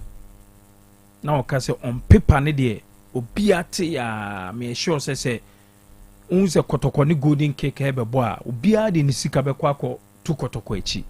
So what I say but on the field bibia betimi si and into Krana recently season nebe ende no or tafre second division for any me fancy first division for any mobile friendly game, so that Kotoko players, be used to playing lower size, and in matches like this in Kanu, say feel the near fair. I mean, Golden Cape for no pressure be any almost, and I'm a boy. So Kotoko Shemia any news. Into why not say men relaxing na me day, men sell out a good football. And a basa pressure will be on Kotoko. Yehu similar to in the quarter final as Anti Kotoko, a ball by stadium. Omone Division 1 side. Is it true democracy? Yehu Nioma Koso. Nti Kotoko enim the dangers of playing against Division 1 side. Before that, only 11 wise cry. No, 11 wise. Look at that time. 11 wise. No, we condemn war zone 2 table nasi. But and 1 nil long. Kotoko prayer and son of Mutime show. And sa lower size omunya wo final. Na camera will be biana penny a man for our parker, especially a hawk. So me bono Legon, yeah. The same venue no muyi has. No, but if you are good in a final, the pedigree of Kotoko so team I want one bia supporters be able to win in Buaka Sebu Yakosha. You should be brushing them 4-5. I mean, a final. They on the Chelsea the Betis for. Put them aside. For now, put to baby bra. Omunya wa fair. Yes. What you say? Yeah. A well-rehearsed, disciplined side. I can. No, I'm saying well-rehearsed, disciplined side. Nejina Kotoko more than more. So unimbo no nusunimbo. No, you can be good. What you say? But there are levels. What you say? We a Division 1 team. We a good said they are. And you are fairly premier team or you good. Yeah. Division 1 team or ya de pano. The level. Mid-table teams or more premium and no more can quasi or no level no. Division 1 team or ya depa. And teams no England or bar was a championship or show be but one two big players are or buy as our players now no match tennis and no sanko. But I say no. I saying 30 how many matches? 38. 38. Yeah. So team start gidi me drew baby no. Sure, yeah. But wait there, 90 minutes made the men kwanyina to so. Semitimisha Kotokwa. Look at the name. Nania, 2011. Yeah, 2011. How many years in it? 14. But ye kai Abraziz Abankwa, Lawrence Latte, ye kai Michael Sai. The later back Kotoko supporters match bush here. I touch my boy. Prince Baffo. So fans say the boss said Robocop match be ye kind boys in the because Africa match be no and win say almost pray Prince Baffo or the ball quasi the bomb asumano or the ball groko the ball go usuru as the bomb asumano especially saying can the same venue no we has free so and almost at least be 3-4 experienced players former Mediama Ibiana Stars Wafa player Zakaria Mumuni Fuseni Zakaria Fuseni Brekum Chelsea. Okay. I think Mumuni. Yeah, Winger no.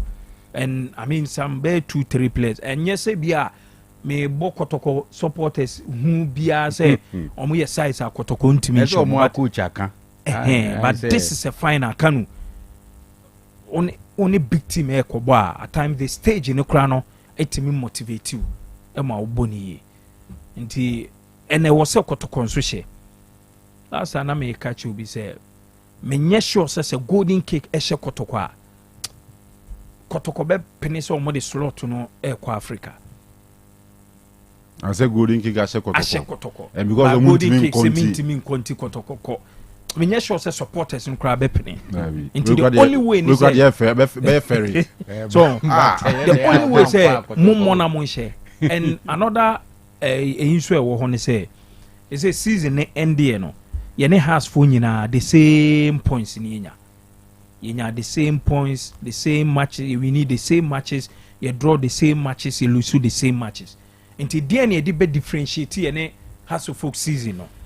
The only thing is say yen win a FA Cup so that supporters ye bit me brag say has a trophy less yen ya cup nti that motivation no and I said that factor no so wɔ it was a kotoko at all costs omutimi and manage a winning this game. All right. It's a very interesting match. Yes, your interesting few days ahead of us before the final. We're the 47th FA Cup final, right? Aye. Sanko break and can be sure say be about now any 10 years.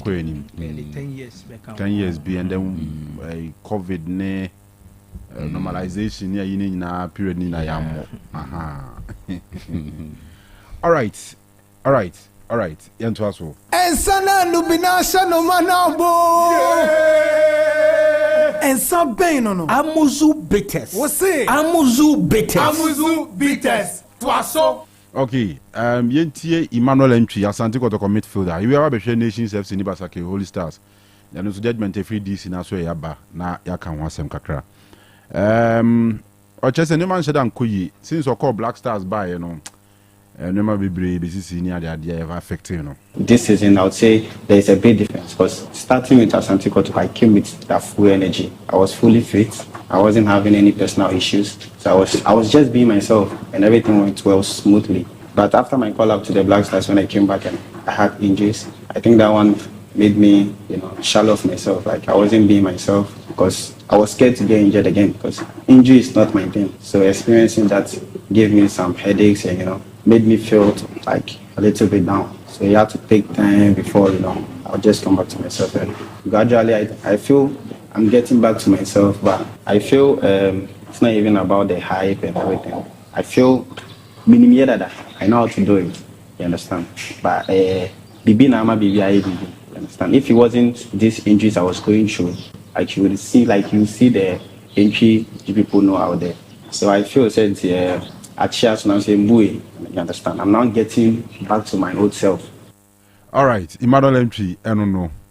Now I feel league Kotoko into me and not just very disappointed. We the players, we are a bit disappointed in ourselves because we had a target, to win both the league and the FA Cup. To win, a higher kakra. So, but we are still in the FA Cup finals, and we still have one more game to go to make amends to the supporters. You understand? Because we wanted to win the league, win the FA Cup, and go to the Champions League and the Confederations too as well. So we were able to reach to the finals of the FA Cup. So now to say focus on this team, we'll go into the game on Sunday and make sure we grab the cup and now my supporters next in Nigeria. Okay, the cracker.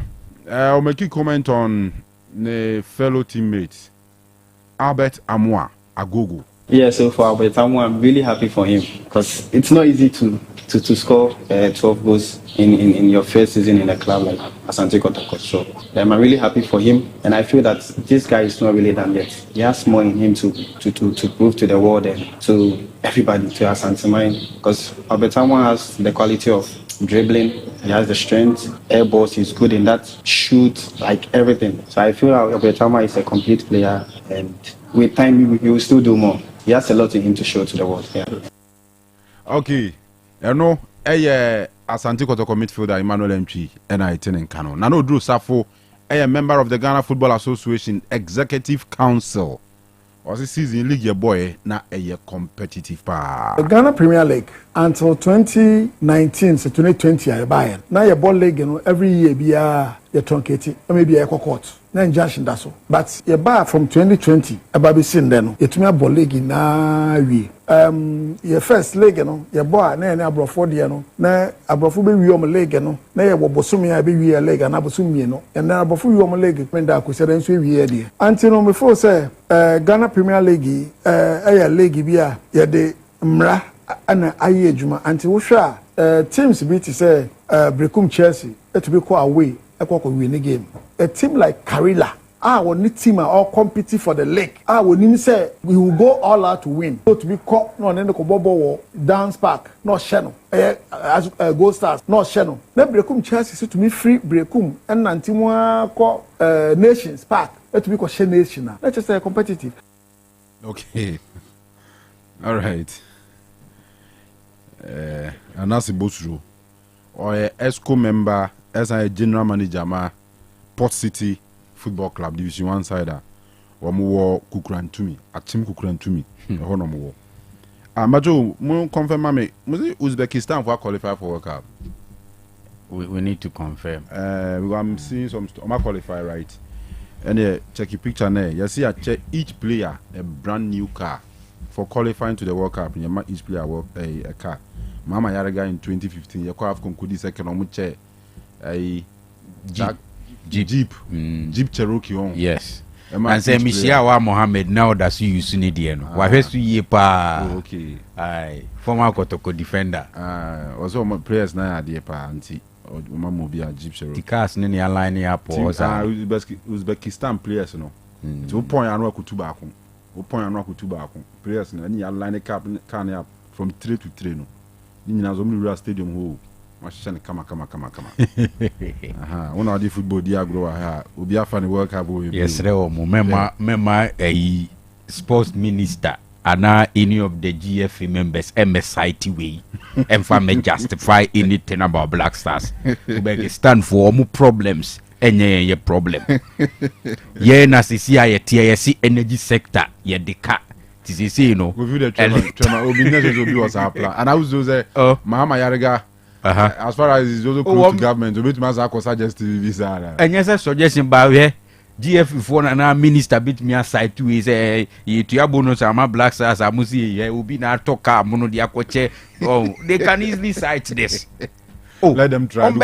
Your page or money park na park you cars na park you. And we be can cite page and say I don't say a page of this quality. And your place in Kwano momo.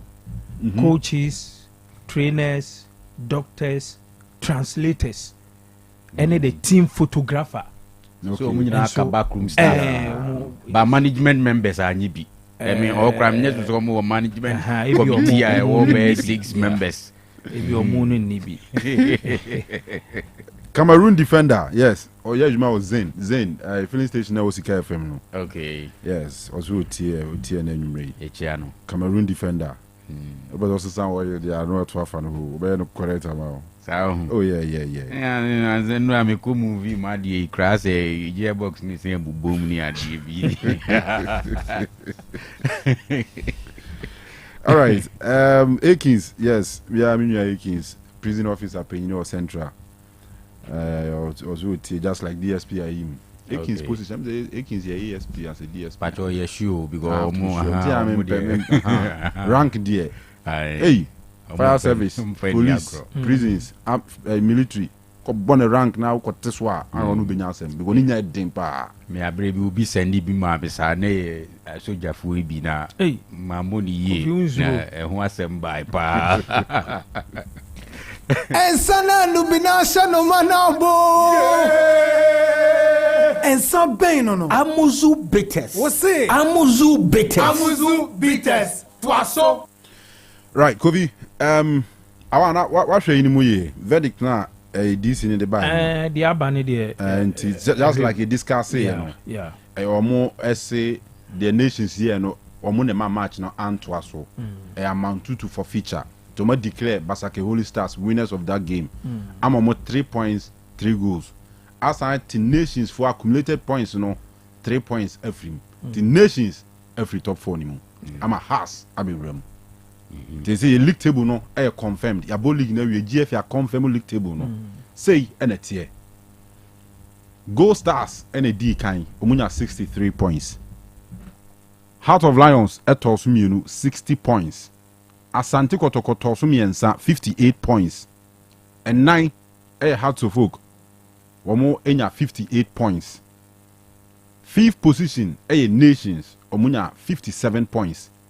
6th position Dreams FC. Hey, Dreams. No.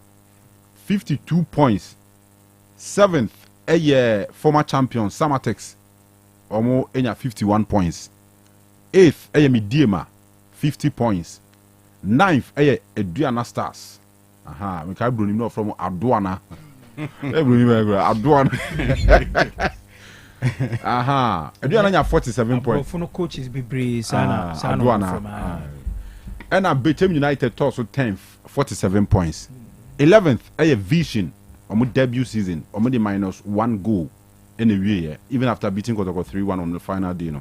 Omunya 45 points. 12th, Brekum Chelsea, 44 points. 13th, Basake Holy Stars. Omunya 41 points. 14th, Karela, 41 points. 15th, Young Apostles, 40 points. Omunya Akam. Next season, even Omunya. 16th, Accra Lions, 35 points. Legon Cities, 25 points. Omunya top to 17th in Afin Swatcheman. Omunya league, you know. Omunya Sankambele and Temkra. Enti saa na kuwie ye afi league ni mo. All right. Benifo afi yem bro so kakra na afi yem amanfo nka bia. Dimonza. Yeah, my share ruling him. But once again, the GFA discipline committee, you know, omo apply omo rules ni baby we share 0.6 na after points deduction, or say that in addition. I mean, come on. Okay. That in addition, being the defaulting club, Nations FC is hereby fined 2,500 Ghana cedis, payable to the GFA, 50% of which shall be paid to Basake Holy Stars, pursuant to Article 33(5)(b) of the Premier League regulations. That means there can be a problem. 7 no. 7 no. That the GFA prosecutor shall investigate the reports of the match officials and charge all persons found culpable. Yes. So the 6, you know, we share article now the discipline committee or mu use na fine okay we say more than 2,500 because per article 33(5)(b), you know. The can say the defaulting club shall lose 3 points here and there. B near the club shall be fined 5,000 Ghana cedis, 50% of which shall be paid to the opposing club. Until the honso can say fine a year 5,000 Ghana cedis. By me nim the entire the discipline committee. Omo ankasa emra na say emra na ye use for the Ghana Premier League, you know. Omo and go by that. Omo fine Nations 2,500 Ghana cedis mum. Me nim there because once I'm running yen san there ke also omo apply there what rules in ma but omo apply can minimum amount can flat. It's 5,000. The club shall be fined. Say obi koso. Say for feature BR. The club shall be fined 5,000 Ghana cedis, 50% of which shall be paid to the opposing club. Until you till 3 points now. I will say a fine of 5,000. A fine of 5,000. In this case, let's say the disciplinary committee they were lenient to Nations FC. No, but idea a warm running. If you are more than 5,000 now, and it can be so. But Kanu, yes, may sure say Nations for now omunim the consequences of game no omujaiboa the ABC, and of course they predicted. Say the moment Nations for ejaibo ne bono. Ebe for feature yebe J points no ediama Basake Holy Stars yebe ti omo 3 points yebe sa fine omo, but I still maintain my stance say per and some of the club chairman or whichever title Dr. Kwame Chi say me go by any interview ye di enti a omugina so ejai ball ne boa still meneno eya adwen and omu take the right decision. The entire make us say from the interview no the reason why our nations ejai ball ne bono and say according to Dr. Kwame Chi or say ohwe senior nyoma na ekwa say ye be lose life there Kanu no the best in so be jai lose 3 points. 3 points. And Maka the last time say wohwɛ nneɔma a ɛsisi wɔ nsuatere no a nations ne holy stars game no Kanu yɛhu events similar to that a lead to the ɛsi wɔ nsuatere no before the start of the game yɛhu yɛma supporters nwuram yɛnyɛ sei yɛbɛyi bie pie ebi si wɔ nsuatere and on that day ebi si wɔ holy stars another thing ɛsi wɔ nsuatere ebi si wɔ Basake Holy Stars home ne say ye call pre-match in the number of policemen and I say security ye discuss wo pre-match no ye who the number e wo game no during the game and ameboa ebisi won swatre ebisi e wo Holy Stars game ne ekoso no ye hu at a point a game no e hold on e man tokwase ye similar thing esi wo nsuatre the same thing esi wo Baseke Emma Kotoko ni nsuatre game no ye pon match na arehosem ni see no yenya well-meaning Ghanaians and well-meaning football people ka say nanka yenim se bibi sei ne besi a ka Kotoko eja ball ne bokra keye me sure say at nsuatre ka Kotoko eja ball ne bo a ye be criticize Kotoko say a big club like Kotoko na game koso na enye referee ena end game no ana say enye force majeure ena end game no ana say BBSC a yentimi ntoa so nti na game no ye jaibo na Kotoko ebe walk off the field na omafa bus efiri nsuatere abakumase me sure say Kotoko antoa game ni so a ka manfo be criticize omo the same way a omo ball game ne end ya arehusem ni see no say na me kan nya well-meaning Ghanaians may be cracker say Kotoko ejai boa ka that would have been the best decision. Intermediate sabi Dr. Kwame Chey yenyina nim a car obo team over billions and this season Kanu wabo team no ho ka e wo league nim.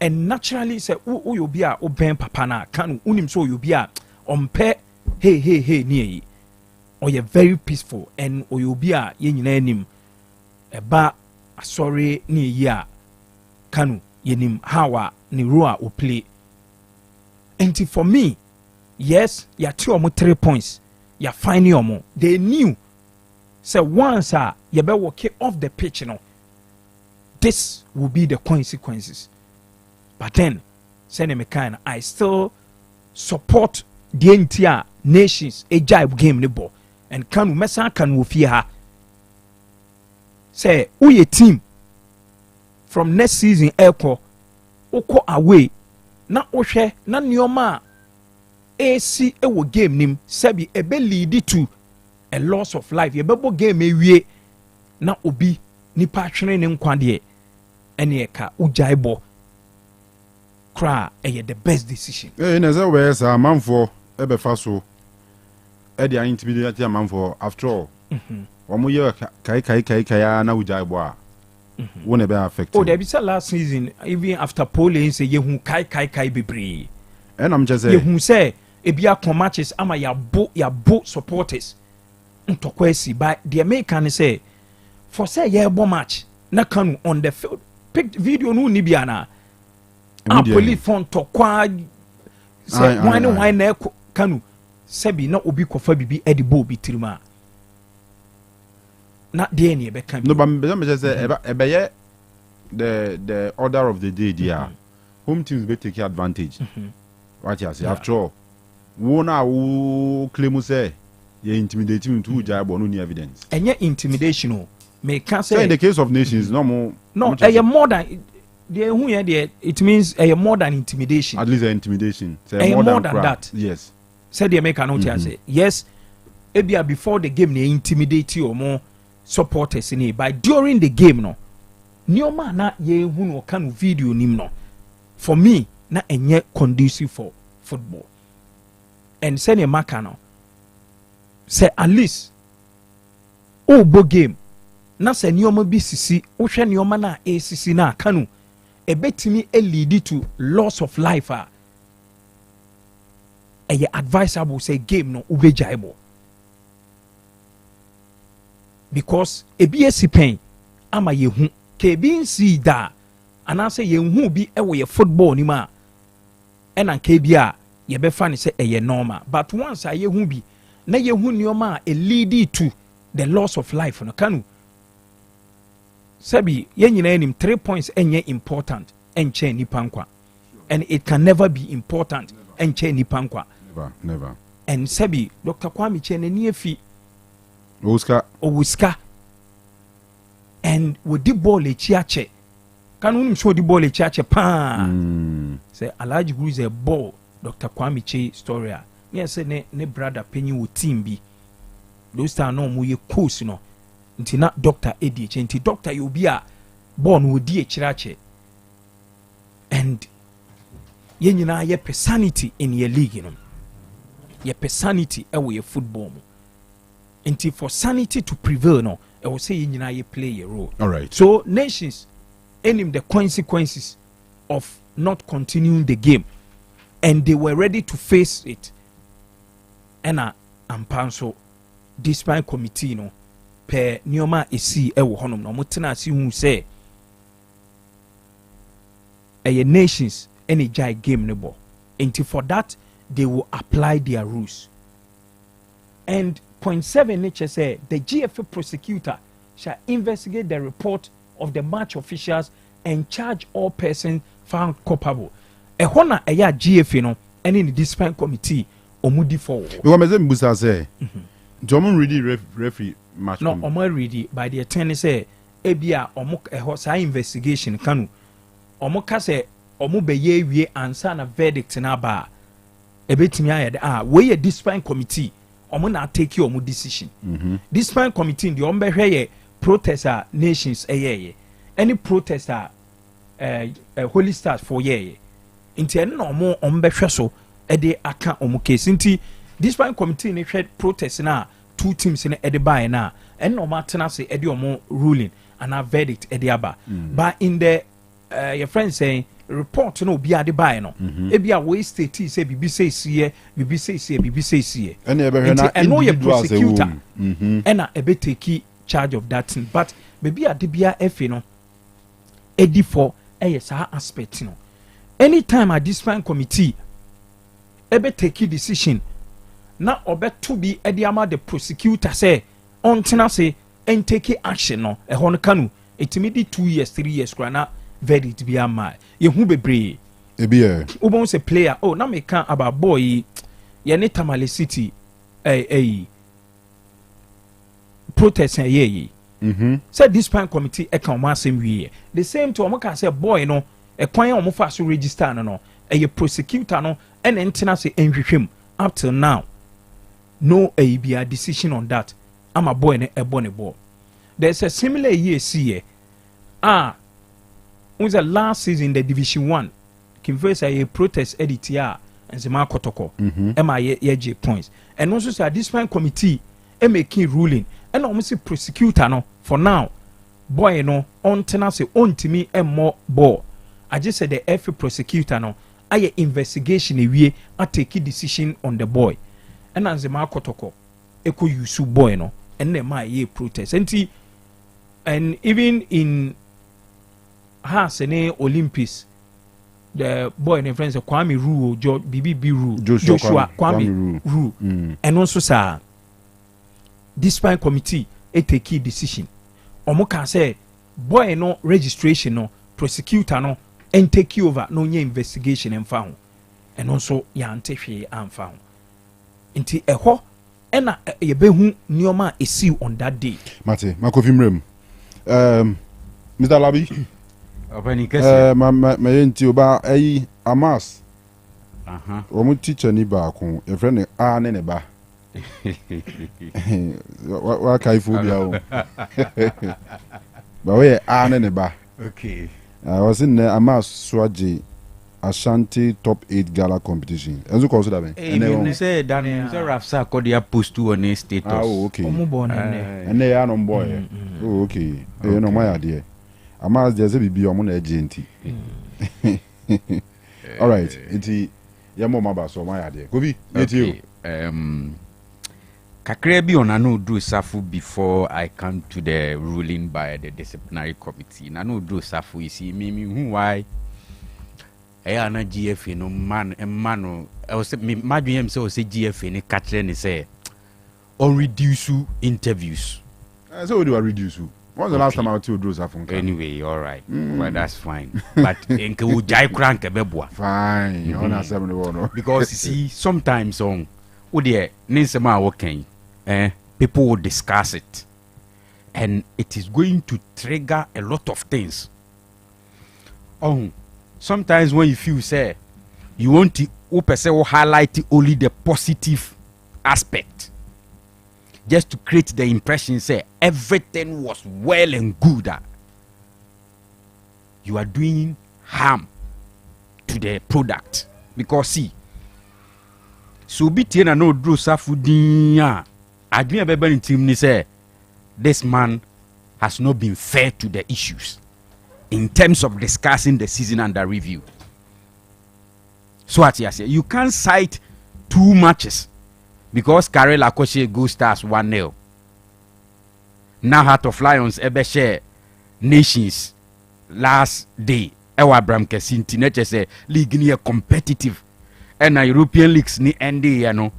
The following week or 2 and yensu ewie nti ase ya we are there within the stipulated time nti is well and good. No, when you do that, a man for so be sha say single certain games any no me course wa na eye predicted even before the start of those games.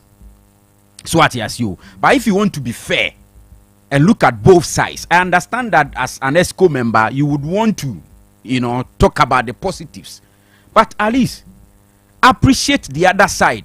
Challenges ne womuno na ma assurance say moving forward those challenges will be addressed.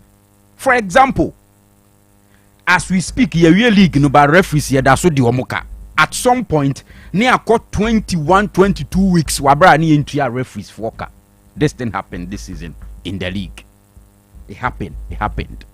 You comment on competitiveness. Now who can competitiveness league be na ye competitive ye papa no me ko ya de referees kasa. Two Kanu with you. Let's look at a situation where clubs agile games bo na ebini the nations there ya trigger article ya deduct points. The same season another club agile league ni bokra emedu baby na was say how the teams be 3.3 goals for not kicking the ball. Is that competitive? How can that be competitive? At the same time, Kanu, a season where at a football match, even though at some points there was this conversation about Kanu stadium, Kunu outside and all, but it happened on the day and a match, football match. Koso, unswatre, and in the jinaso Emma unswatre man, who free league nim. So there are issues. I'm saying that sometimes the last time I met say GFA president na Kasano or appreciate the challenges in terms of officiating and why the FA is unable to pay the referees, and gave assurance moving forward they will have a way to address it. But how there competitive pa that thing what the Obon say from a Chineko, there will be conversations about it and Obon backlash and I feel that conversation it doesn't help. Sometimes let's be honest, let's appreciate issues, the challenges, how things can be addressed moving forward. So yes, too one-sided, a bias analysis and in my view, and I think it doesn't help. Sometimes let's face the reality, let's appreciate the challenges, how it can be addressed moving forward. But we are one-sided sana na akwe bibi ho. In terms of nations, ni disciplinary committee ni Baseke Holy Stars ni there, it was clear. It was so clear, say this was what was going to happen. Kanu nations for take his decision, they knew that this is what's going to happen. It was clear. I mean, there was no way an GFA no disciplinary committee ni betimi akoka say yenkobo match foforo ana yenye points in free basek home farmer nations, because if you analyze the only video out at the last time you show, and if you analyze the video carefully, you will see something. At that point in time, it was police men or more on the field trying to, as or more pattern nations FC players or more buafu or more rush referees because the referee had awarded the penalty. We hear video only critically, you will not see any Baseke Holy Stars player there. Say be a Holy Stars players, nations players, Edia Bueni Kuntoko Park, so it wasn't like that. It was nations FC players. After referee awarded the second penalty, omu enye happy na omu confronting officials no, and a police phone try to calm them down. Omu pata omu. That is what you can clearly see in that video. You will not see a situation where Holy Stars player, nations FC player, omu dia boy any omoko. Unlike the who in Swatre now, we saw Kotoko players and in Swatreman FC players kicking themselves all over the pitch. No, this one it wasn't like that. And in my view, I think that Nations FC acted in bad faith. It was only at the point they realized that Brekum game baby Ekono, it is not in their favor, and Omasa conceded a penalty. They were overly emotional and they abandoned the game. So we a game the Titi Senka ye good team ni ade nyina sen komun sa me na the last game against Kanu Heart of Lions. Inti obvious that this was what the disciplinary committee would do. And idea number there was nowhere na nations ebenya sa 3 points ni back. And moving forward, I appeal to clubs next season. Se uko game na pre-match mu agree say 2 police officers and a beba uko drew ho na ensua don't start the game, because the safety of your players and your officials is at stake. Don't start the game. Don't let anybody call you anywhere and say that go ahead and play the game, especially when you claim that uko 17 beba less than 20 no start the game. No what the life dia grow. Enti any club any nations FC nkoa next season ye kwa anim no you say enhance security protocols. There must be compliance, there must be enforcement. Enti so come match venue bi ni you see 30 police eba ukodru ho less than 15 wo. Don't go and kick a ball and ko start game no emien start game ni nyansa no waba be ka say game ni cost na fe de o life is in danger. Don't do it. It is as simple as that. And when you do that, you can file the case with evidence. Who logic complain to the match commissioner. Your head count BBR, you call everything until 20 or the agreed security persons are there. You are not kicking the game. Okay. Let's try to help the system that way. And I want so we home club no. Kai say, more all the matches in your home ubekwa away. And it is go home. Near say Buanian provide 50 policemen. Not by 3 p.m. Udi 20 na ba. Mind you say onso beko. So at you until let's help it. But briefly on the point 7, medium you disappointed in the GFA. Yes, I know say when it comes to the disciplinary committee, these matters they will refer it to the prosecutor and all of that. But Kanu see who involved in any commotion or confusion or any inappropriate act. I don't get it. All right, Mate. By now, I was saying prosecutor no crowd so what me who be what charging call for among deadline so I'm responding near who the way forward. That is where I disagree with the FA. But in terms of the Omaya Nidia, normal, but me I feel say Nations FC Matite says resignation is being a dear Asha see a cocoso no. They have to calm down. One resign. Oh, me I mean Alex, the CEO. I'm told I'm here to call him to Alexis. Confirm. Yes, Matisse say wa resign. Me friend, but maybe later. Okay. Make I say one time be ebra na kotoko. Unse no, unse in a way as I am matimi who be sa home. I believe me no no Benjamin and Enoch DVLE. Kotoko. Aye, Kotoko as good. Oh, ye Kobuasi we in the same car ye ba Kofa Dancy Junction when I ba ni ja to champion ye boku bibi wokwan when crazy actually Kofa same by. So we Omunyabutre, 2 seasons and nations abo in the Ghana Premier League. And can if you check on performance on first season, nations at a point no more compete for the league. Yeah, we no take off from, but almost the 7th, right? And at the following season, which is this season, yeah, boy, you know, if you check Nations FC, you the fan say almost fall just outside of the top 4. So I see. Outside of the top 4. Fifth, yeah. And to the 5th, common 2. So they need to build on what they've done so far. So what I say, there's no need to panic. There's no need to be overly emotional. No more pressing button B. Tongu na me asa since me nyanten football is in safe hands. It's not a part of football is in safe hands. Yeah. Kennedy Boachi answer. Oh, as I'm nanten the maintenance. Anyway, go be birthdays so before that Clear Park Natural Mineral Water and Supano. And I come from my man for. If I say, oh yeah, event be now here in Suo, in bulk. Suo be out here be 10 packs, 20, 100, 500, 1,000 packs. On the beba. So what I say, omo won Suo. I just say, in Suo di omo bi pa. No munsuo no so ye kama. Say Clear Park, clear. And you packaging the kama.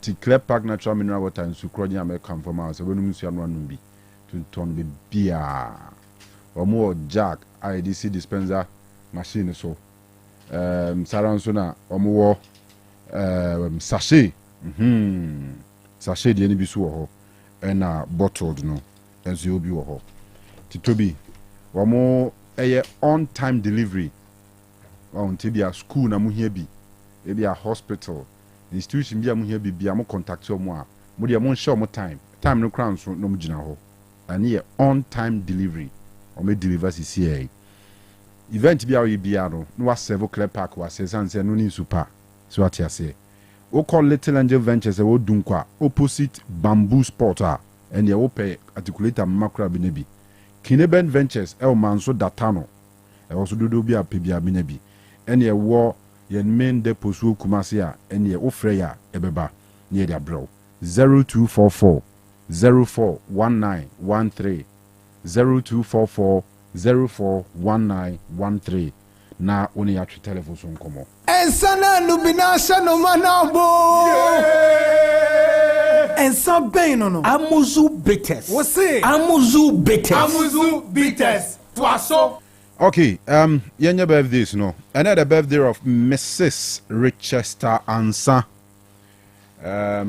Fine woman. This will be a girl, yes. Young lady, fine, but be a young girl, be a beam. We will share a bunch of friend's sister. And the sister Richester, Namin Shrubby Brain, many more wonderful years. When Carlo Ancelotti, and can Real Madrid for head coach, and after his way coach, my Brazil national team, no. And I'm also celebrate your boom. And I would auntie. Happy birthday. I mean, Shrubby Bree from the entire squad. 05 Connect phone in our some of very special happy birthday, big lady. So a big lady. Auntie Mrs. Richester Ansa. I mean, Shrubby.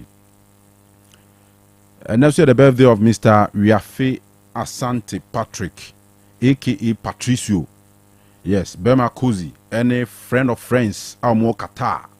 Omunina, some wish you happy birthday, big man. Tinamenyo Kese. I mean, Omwa, one more anafe. On to 2 anamonina and see. Happy birthday, big man. Happy birthday to Alberta Opokuware, Wefri Ohinianchi, TK, Maminya Akon, so at say, Ena, Wangasa Ukunu, Congo Spanner ho, Ena Ifri Abba. Now, Congo Spanner, the message become, but let me read the count, because I say, very necessary, very, very, very necessary. Now, the feminine head of the family, no, so what I say, the wife. Now, the wife, so enua former King Faisal goalkeeper Anuma Jerry. Osei, happy and blessed birthday to you, Albert Opokuware.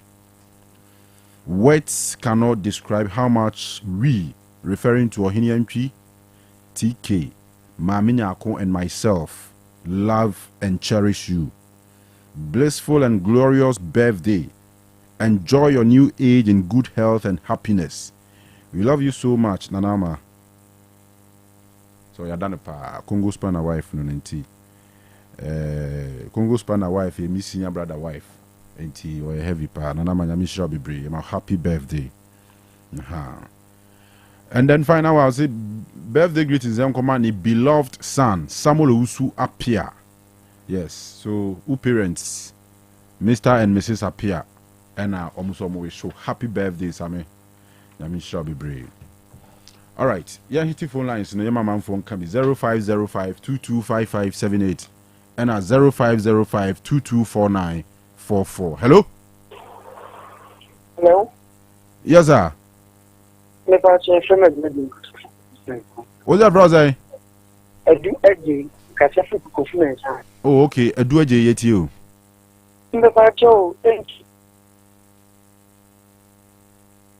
Before my GB, I'm a Dama, no was an idiot, chin of Obeyano.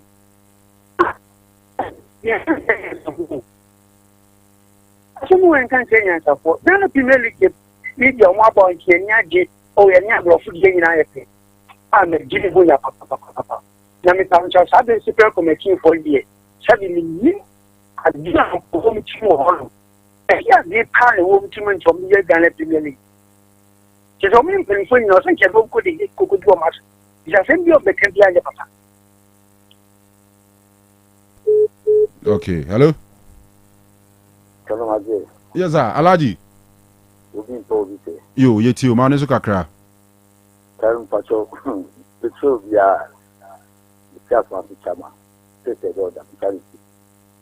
Kanu, the Faruko and Kasa. I can't pay a dream for the Ghana Junior Yakata. Ubia Flanu been paying for him, paying for him. What are we when our first go? What can I want some next? Can open show or paper can go? When our first go? What from that thing you are taking that home? Who be 100 years? Who so Africa? Who so Africa?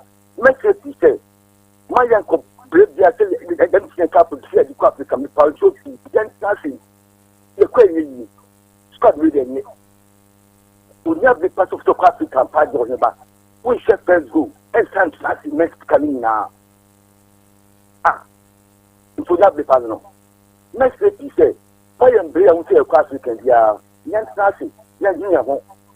But could you do too much? Did you wear the pressure costume? She had no pie, yeah, tell her, never win, I'm never say 3-1. What you don't never. I like you, Macramon. That's my fisherman. All right, yeah, I'll say hello. Hello, Kanu. Yes, sir. Good evening. Boss, but you're doing design. The program, free address. Yo, yet you. I can't make an answer. And this is about the movie of the moon. You may not have done. While I'm cooking the one of the other kind of pay. I'll give you the part to make a Passacafono. The Vinci Fiata with not Parkers. In the end, for another year, could not pass any action and home. Any could be the room. Bamuzo Mati and Yoshi, the defeat for Yahweh.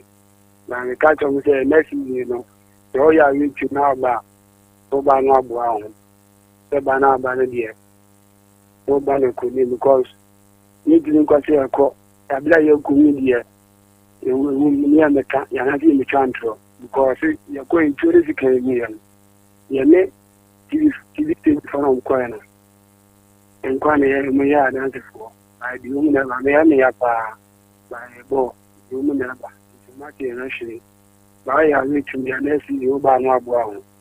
But I know it's your mammy young design never come. You could you have never been away out. As I think about it, can be our catchy nation. But we need Uncle to need you. You never and you can't. Okay. Hello? Hello, Kanu. Yes, sir. Odie. Kanu. Odie. Kanu. Where they make a community. Oh. Okay. Many baby or common toss. Also, Cato Johnson man will be a. As a Zabubico. Yamin Fanaka. Okay. Can make answer. I last say, bear 3 bear 1 month. They gonna share 3 1. I can't lie on so. Dabe, so Caroline is there the nrechi. Legon City share 3 1. Kotoko. Dabe Legon City and show 3 1. Dabe, I'm share 3 1 Akano. Accra Lions, yeah. Accra Lions share 3 1. And we share 3 1 on. Accra Lions yeah 3-0. 3.5. You have the Premier League in the more. And any crazy mission go about FA Cup. Can say an African here. Check out the second management. Make go so what they care. On to match no. On not team. You make African energy. On not team. On not team that. Omura. I'm not to an go bonuma. Azama okay. Can I Ghana no. You can tell the one to go about our Mohammed Ekazan. A former captain be boy about team over premier about a third division here. Woman's company. And come to know. The team almost can show them. They have Africa. They can't any kind of book. They don't go fiscal on very much. And to win our woody anymore, Agua are negotiation. I wish you play no, then I will be catching. Aye. That's why you Kotoko Emma Butch Emma this year. Emma, you don't want to put it on the water. I said, well, tree. Yaman Butch more, Yaman say, I don't want to say. I'm coming to know. Kanu. You're watching the name of Kanu and not the other team. Maybe Yami Jamo. Jama who's through? Who's that? Who's through match, Nana? I can remember the premium cut me share 3 1. Let's see what's hard. And you have too much young them. Everywhere. Here, you have African, I let you me. The shower, I like you, your company is here. Obimpo, Obi behind the channel for what your pa. You, may I say. Hello? Hello, champion. Yes, sir. My father, you did the after the minimum of the okay, yet you. My baby, in China, after watching night and there. I mean, just if I could be never been to here. And I'm the be here. Let's go to Mecana or Kana. Well, look about the gallery, you know. I don't know, and maybe a ball. That's a half. My dear Potoko, a point to my house. Yeah, I pay the woman's house to come to point to the top of my bear Potoko. I feel the president of Catalaga is the city. Because it's a number that I can't about package. The very that the Bobo and 17 April Muba.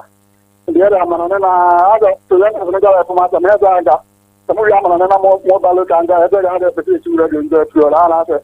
In the position that I feel that some of the agreements I did what you would have undergone the manual. Just so one of the animal family Naga on Baba Batana and qualify and then EP and qualify champion. Okay, let's me that say. Yo, hello? Yeah. Major Sumia. How about to say? Boko, Nimani be a pa. Kakra, you are very fine. Me Judy, young way. Mamma Chef Jafua, Ono Edijma and May. Na, baby, Mr. Dubia, so Benja Community and the Chanapa. Okay. Can you want to shout a coati? Mati ever heard him? Na, ever papa Poby.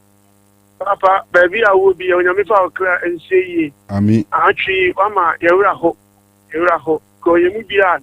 Yenimu wa etanu dim komono ofutu adema he no yetie ebi a wo bi nyame fa okra ensi na abushe nyina hia ho we na aka nu anyumere yedemase hwe abra akotoko eko nsuatra bibi ko siye ye be kan say Ghana football and our hearts any other teams almost support Kotoko na attention ni ene di ansa na colleague ni atoazo in your teams ni bia omo mfie once you nominations call ya kakra ka omani no omo so mu jabo no bo se Ghana football ma me en fire na si form na se ni me bi wa ya se chi na nka ye be ba na be change ye se bi mi afo le to no e chan se me Kanu e free se Kotoko ani me ku Chelsea boy ye etuo ka obi ani isi o me nko fa bi mu me feel radio so the bia che magini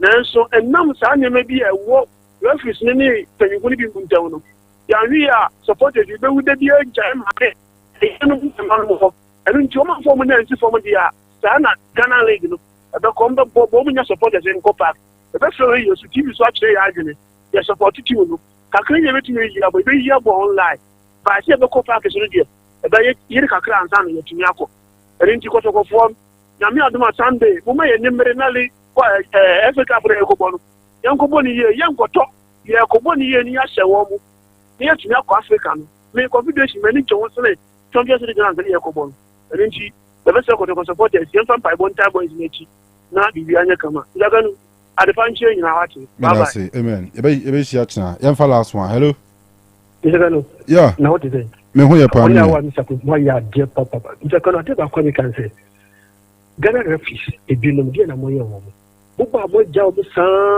wo ka bi dia ncho o se referees na ma to ne bua o aboy ni vision ball we am share Kotoko o mo all right the second goal no ya mu nke e complete foul e foul o mo ko didie ni ball Kotoko share e complete goal so ata referees for ya mo smo ka bi nchira wo mo ata bo bi o kwa so koji siko so the results are shared in same very bad will be advocate team will Jessica will Jessica Jenny will too full may rest to the just 90 minutes is not quite a proka next year with you for so many panels it go mama 3 points go mama any pemu se Kotoko hwe ha kan su akese komu jabo a kan fo ye hwe ha mo bo no kan onya wa ene sakufile me transfer papa mo referees no mo kan be che referees no mo ne buka Ghana team kanu nyame shiraw oni awa me sakufile bi awari kan no mo nim je why Victor Siameni bye I love you Kanu bye bye we love you too all right Govi with the yan sorry so by your sorry so with the birthday of Yayinua Alex Kwakuasa for J on a registrar was scholarship scholarships secretariat okay